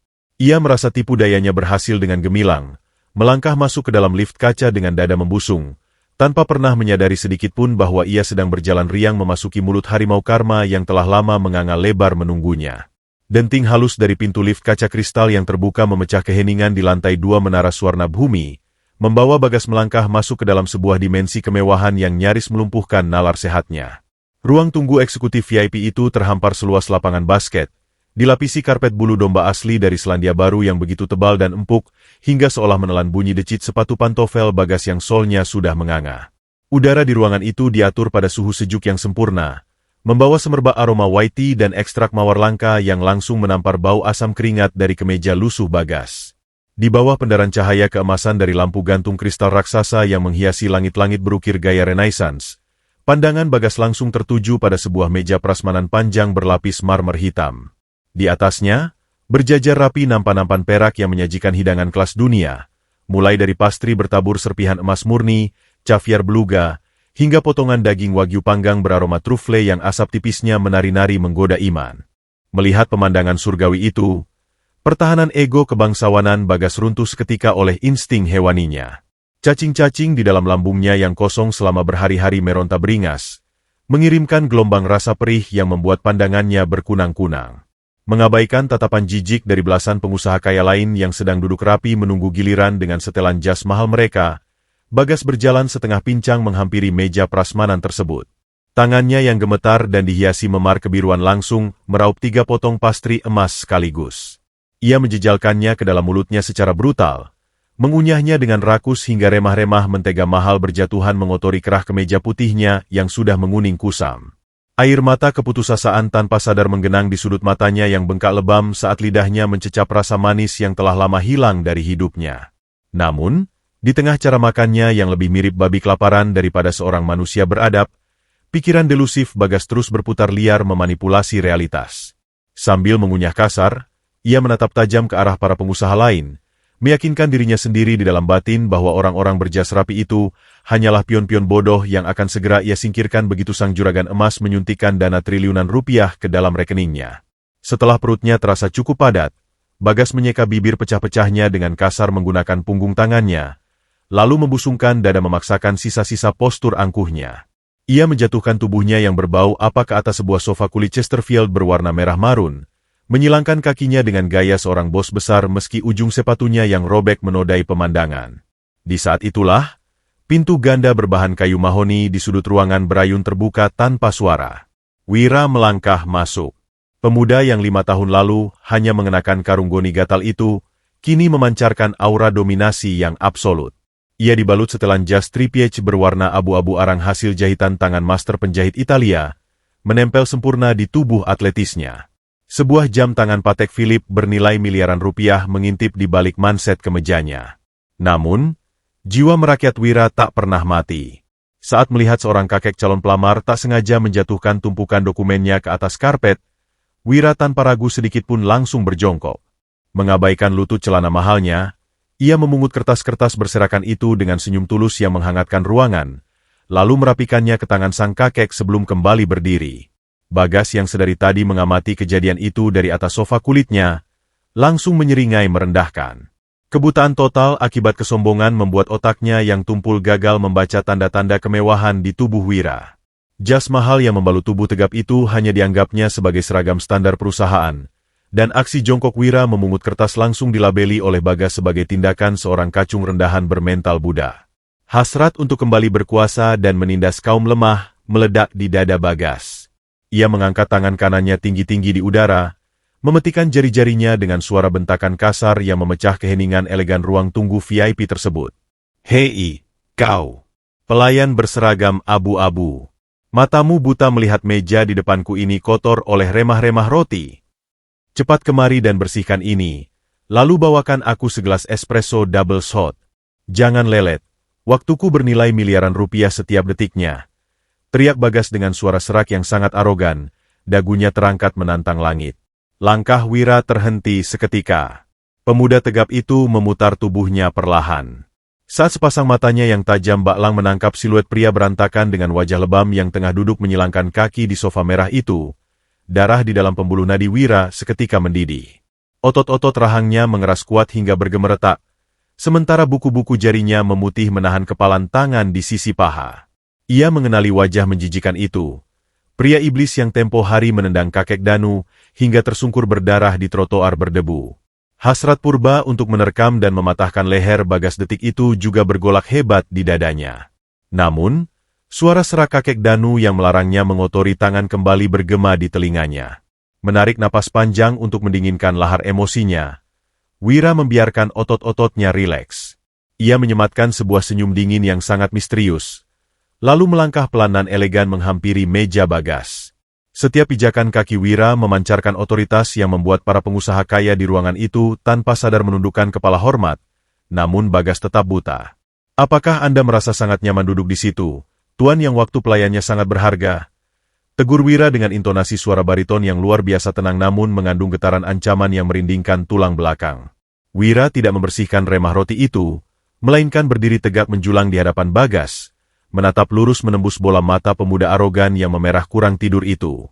"Banyak orang datang ke gedung ini dengan membawa proposal besar, namun sangat jarang saya melihat ada yang membawa proposal kesombongan dengan pakaian compang-camping seperti ini." Wajah Bagas seketika memerah pada menahan amarah yang membakar ubun-ubun. Merasa harga dirinya diinjak oleh seorang pelayan, ia menggebrak meja kaca di depannya hingga retak rambut muncul di ujung permukaannya. "Tutup mulut busukmu, dasar kacung rendahan," desis Bagas dengan ludah yang memercik, mencoba berdiri namun tubuhnya terhuyung lemah karena rasa ngilu di tulang rusuknya. "Kau tidak tahu sedang berhadapan dengan siapa? Aku ini mantan manajer cabang elit. Proposal mega proyek di dalam otakku ini bernilai triliunan rupiah. Orang miskin bermental babu sepertimu tak akan pernah paham angka sebesar itu, walau kau bekerja mengepel lantai gedung ini selama 100 tahun. Panggil bos besarmu sekarang juga. Sang juragan emas itu pasti akan bersujud menyambut kedatanganku setelah mendengar visiku." Bukannya memanggil security untuk menyeret Bagas keluar, Wira justru menundukkan kepalanya sedikit, menyembunyikan senyum mematikan yang tak bisa lagi ditahannya. Tipu daya semesta bekerja dengan sangat sempurna. Keangkuhan pria di hadapannya ini telah menutup setiap celah rasionalitas, mengantarkannya sendiri ke bibir jurang kehancuran yang terdalam. Wira melangkah mundur selangkah, memberi gestur elegan dengan telapak tangannya yang mengarah pada pintu lift emas pribadi di ujung lorong, yang hanya boleh digunakan oleh kalangan direksi tertinggi. "Tentu saja, Tuan. Anda sangat benar. Otak pelayan seperti saya tidak akan pernah sanggup menjangkau kehebatan Anda," balas Wira dengan nada sarkasme tingkat tinggi yang dibalut kelembutan palsu. Faktanya, Bos besar kami, Sang Juragan Emas sendiri, telah secara khusus membatalkan semua jadwal rapatnya hari ini hanya demi menantikan kedatangan Anda. Beliau sudah menunggu di lantai puncak, penthouse. Silakan ikuti saya ke lift pribadi, ruang eksekusi. Maksud saya, ruang presentasi Anda sudah disiapkan secara eksklusif. Mendengar konfirmasi yang terdengar begitu manis di telinganya itu, dada Bagas langsung membusung bangga hingga kancing kemejanya nyaris lepas. Rasa sakit di wajah dan rusuknya seakan sirna disapu oleh euforia kemenangan palsu yang meledak di kepalanya. Ia memandang Wira dengan tatapan jijik penuh kemenangan, seolah piala kejayaan dunia telah berada dalam genggamannya. Tanpa ragu sedikitpun, Bagas melangkah gontai melewati Wira, menyeret sepatunya yang rusak menuju lift emas tersebut, merapikan kerah bajunya yang menguning, bersiap menuntut tahtanya kembali. Ia sama sekali tidak menyadari bahwa lift mewah itu tidak akan membawanya menuju gerbang kesuksesan, melainkan akan membawanya naik menuju neraka penyesalan yang paling brutal, di mana palu godam kebenaran tengah diangkat tinggi-tinggi untuk menghancurkan tengkoraknya berkeping-keping. Kotak lift berlapis emas murni itu bergerak mulus membelah gravitasi, melesat ke puncak menara Swarna Bhumi tanpa menimbulkan bunyi sekecil apapun, seolah tengah membawa penumpangnya menembus portal dimensi menuju nirwana. Di dalam ruang kedap suara tersebut, Bagas berdiri dengan dada membusung, menatap pantulan dirinya pada dinding cermin kristal. Meskipun wajahnya masih dipenuhi memar keunguan, sudut bibirnya yang pecah berdarah melengkung membentuk seringai kemenangan yang teramat delusif. Kesombongan yang telah mendarah daging membuatnya buta secara absolut terhadap realitas. Ia merapikan kerah kemeja putihnya yang menguning kusam, mengusap debu dari bahunya dengan jemari gemetar, meyakinkan dirinya sendiri bahwa gurat-gurat kehancuran di wajahnya ini adalah kosmetik sempurna untuk memainkan peran sebagai pengusaha jenius yang terzalimi. Jantungnya berdentum kencang memompa aliran adrenalin murni ke seluruh pembuluh nadinya. Di kepalanya, ia sudah membayangkan deretan angka 0 yang tak terhingga berbaris manis di dalam rekeningnya, mengembalikan seluruh kehormatan palsunya yang sempat rampas. Ia tidak sadar bahwa lift canggih ini sejatinya sedang mengantarkannya menuju panggung eksekusi paling brutal yang pernah dirancang oleh semesta. Denting halus bernada tunggal memecah keheningan, diikuti oleh pintu lift yang terbuka perlahan bagai tirai teater raksasa. Wira, yang sedari tadi berdiri mematung bagai patung perunggu Yunani di sudut lift, melangkah keluar lebih dulu dengan postur kebangsawanan yang meremukan nyali.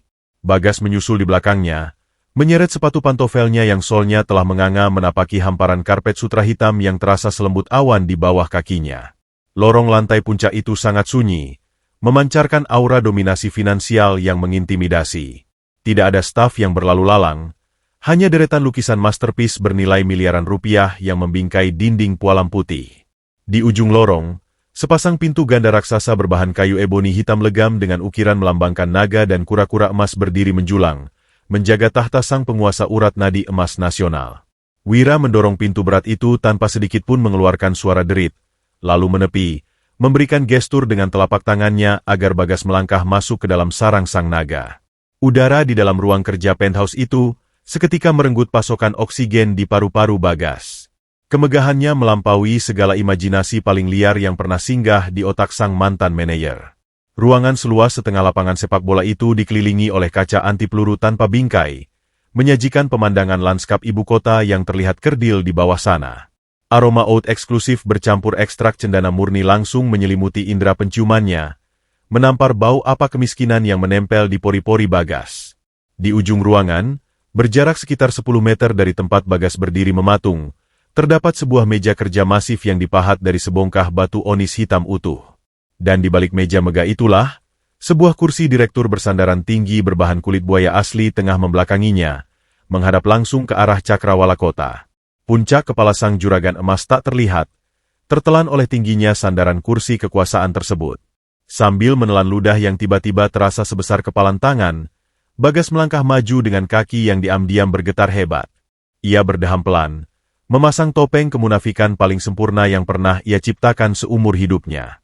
Selamat siang yang luar biasa, yang terhormat Bapak Juragan Emas.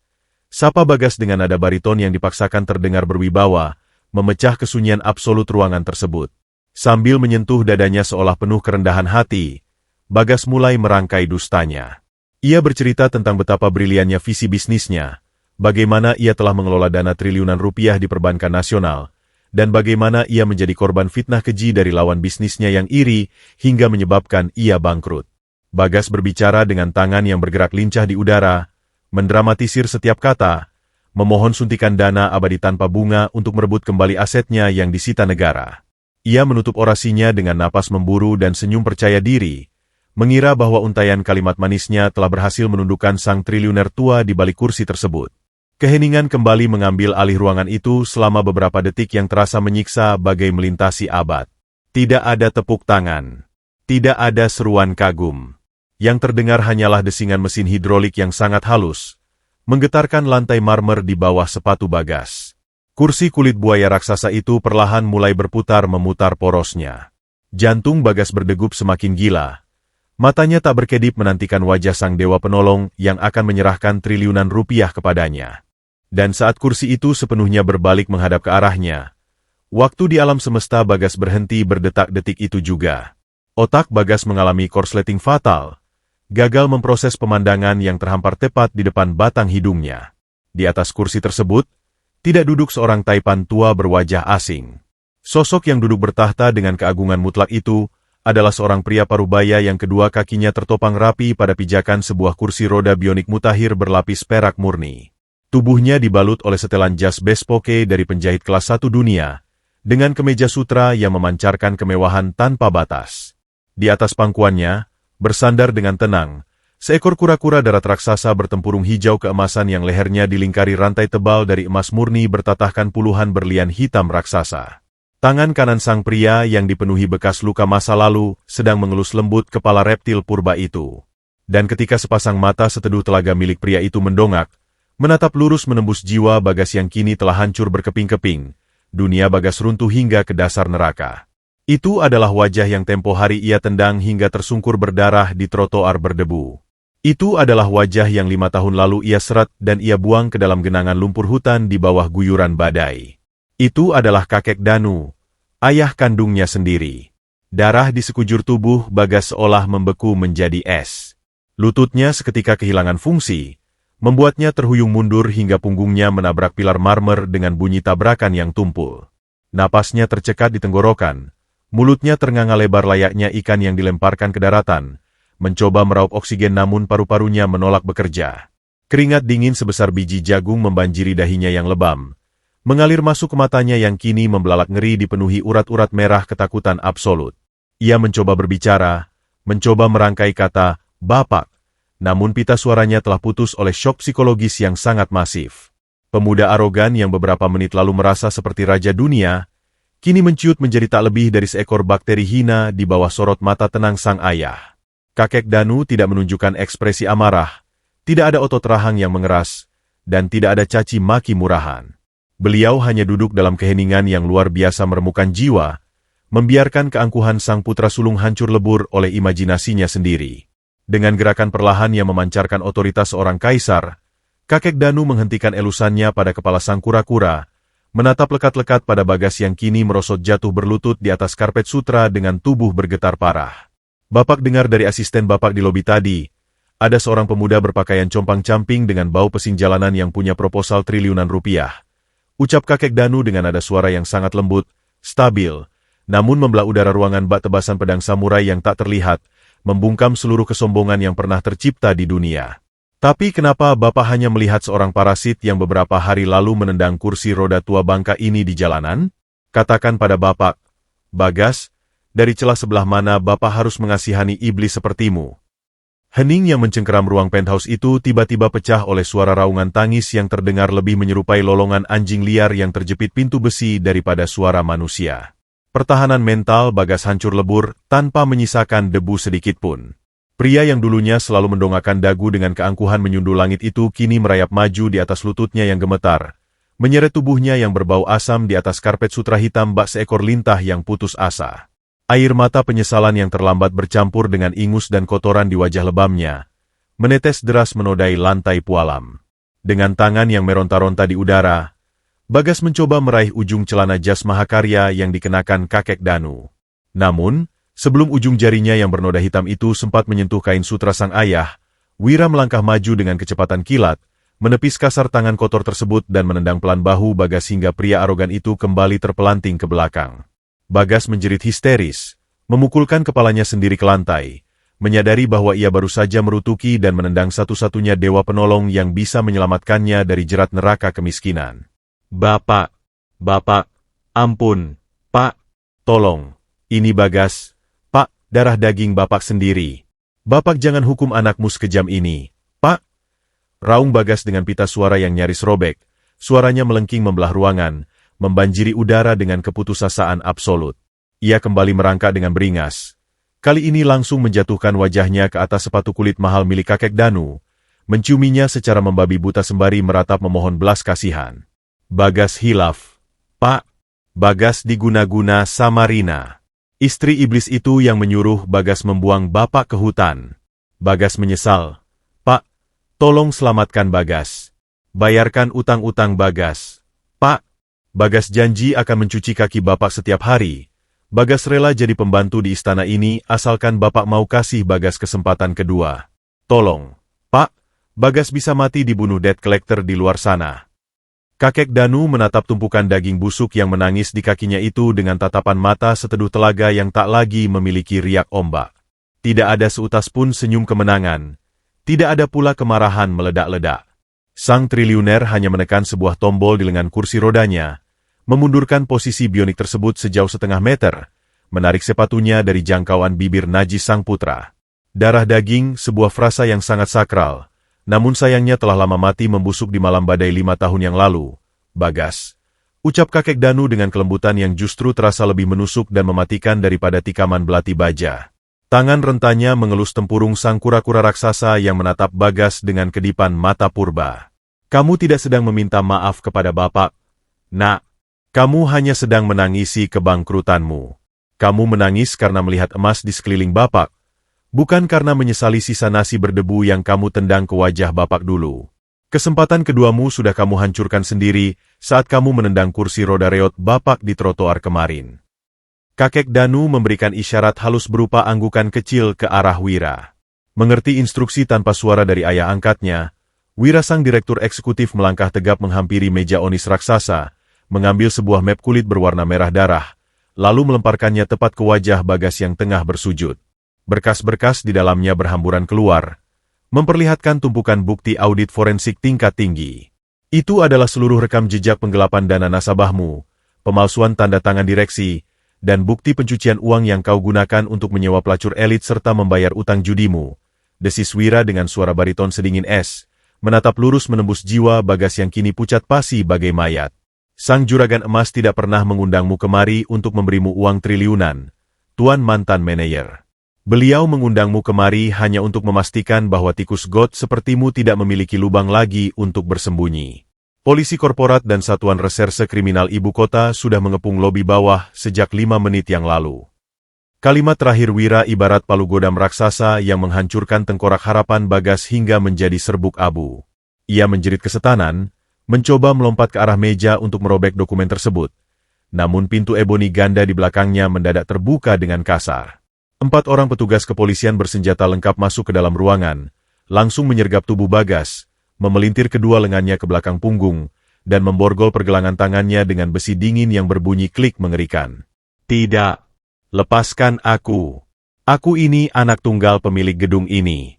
Aku pewaris sah seluruh triliunan emas ini. Kalian tidak berhak menyentuhku. Jerit Bagas meronta-ronta gila, matanya melotot buas dengan urat leher yang siap meledak. Namun para petugas itu tak menggubris racauan delusif tersebut. Mereka menyeret tubuh meronta Bagas melintasi karpet sutra hitam, persis seperti sebuah replika keadilan saat Bagas menyeret tubuh ayahnya yang lumpuh menyusuri lantai marmer rumahnya 5 tahun silam. Suara tangis histeris Bagas menggema memilukan di sepanjang lorong, perlahan-lahan meredup dan hilang tertelan oleh pintu lift yang akan membawanya menuju sel isolasi di penjara dengan keamanan maksimum selama 20 tahun ke depan. Begitu pintu eboni kembali tertutup rapat mengunci keheningan yang elegan, kakek Danu mengembuskan napas panjang, melepaskan sebuah beban mahabrat yang telah menindih dadanya selama bertahun-tahun. Dendamnya telah tuntas, dibayar lunas oleh hukum tabur tuai semesta yang tak pernah meleset. Ia memutar kursi rodanya, menatap Wira yang kini berdiri menunduk hormat dengan mata berkaca-kaca. Pemuda miskin berbaju karung goni yang dulu menyuapinya sepotong ubi dingin di tengah hutan lebat itu, telah menjelma menjadi seorang kesatria pelindung yang tak tertandingi kesetiaannya. Dengan tangan yang sedikit gemetar, kakek Danu mengambil sebuah pena emas murni bertahtakan berlian dari atas mejanya, lalu menandatangani sebuah dokumen bermaterai negara yang sangat tebal. "Kemarilah, nak," panggil kakek Danu lirih. Wira melangkah mendekat, lalu menjatuhkan kedua lututnya di hadapan sang kakek, tak kuasa menahan isak tangis harunya. "Surat ini adalah akta wasiat dan pengalihan seluruh aset, saham mutlak, serta kepemilikan PT Danu Swarna Bhumi," ucap kakek Danu sembari menyerahkan dokumen tak ternilai itu ke tangan Wira yang gemetar. "Mulai detik ini, namamu adalah Wira Swarna Dirgantara. Kamu adalah anak kandung Bapak di mata hukum dan di mata Tuhan. Seluruh urat nadi emas di perut bumi sana, gedung pencakar langit ini, dan ribuan hektar lahan tambang itu resmi menjadi milikmu seutuhnya. Teruslah menjadi malaikat bagi mereka yang kelaparan, nak." Di bawah pendaran cahaya senja ibu kota yang menembus kaca anti peluru, kakek Danu menyandarkan punggungnya dengan kedamaian abadi. Kutukan kelumpuhan dan penderitaannya telah menjelma menjadi mahkota emas kemenangan paling indah, dijaga setia oleh sang kura-kura raksasa yang tertidur nyenyak di pangkuannya, menjadi saksi bisu bahwa roda kehidupan selalu berputar menindas kesombongan dan meninggikan ketulusan murni.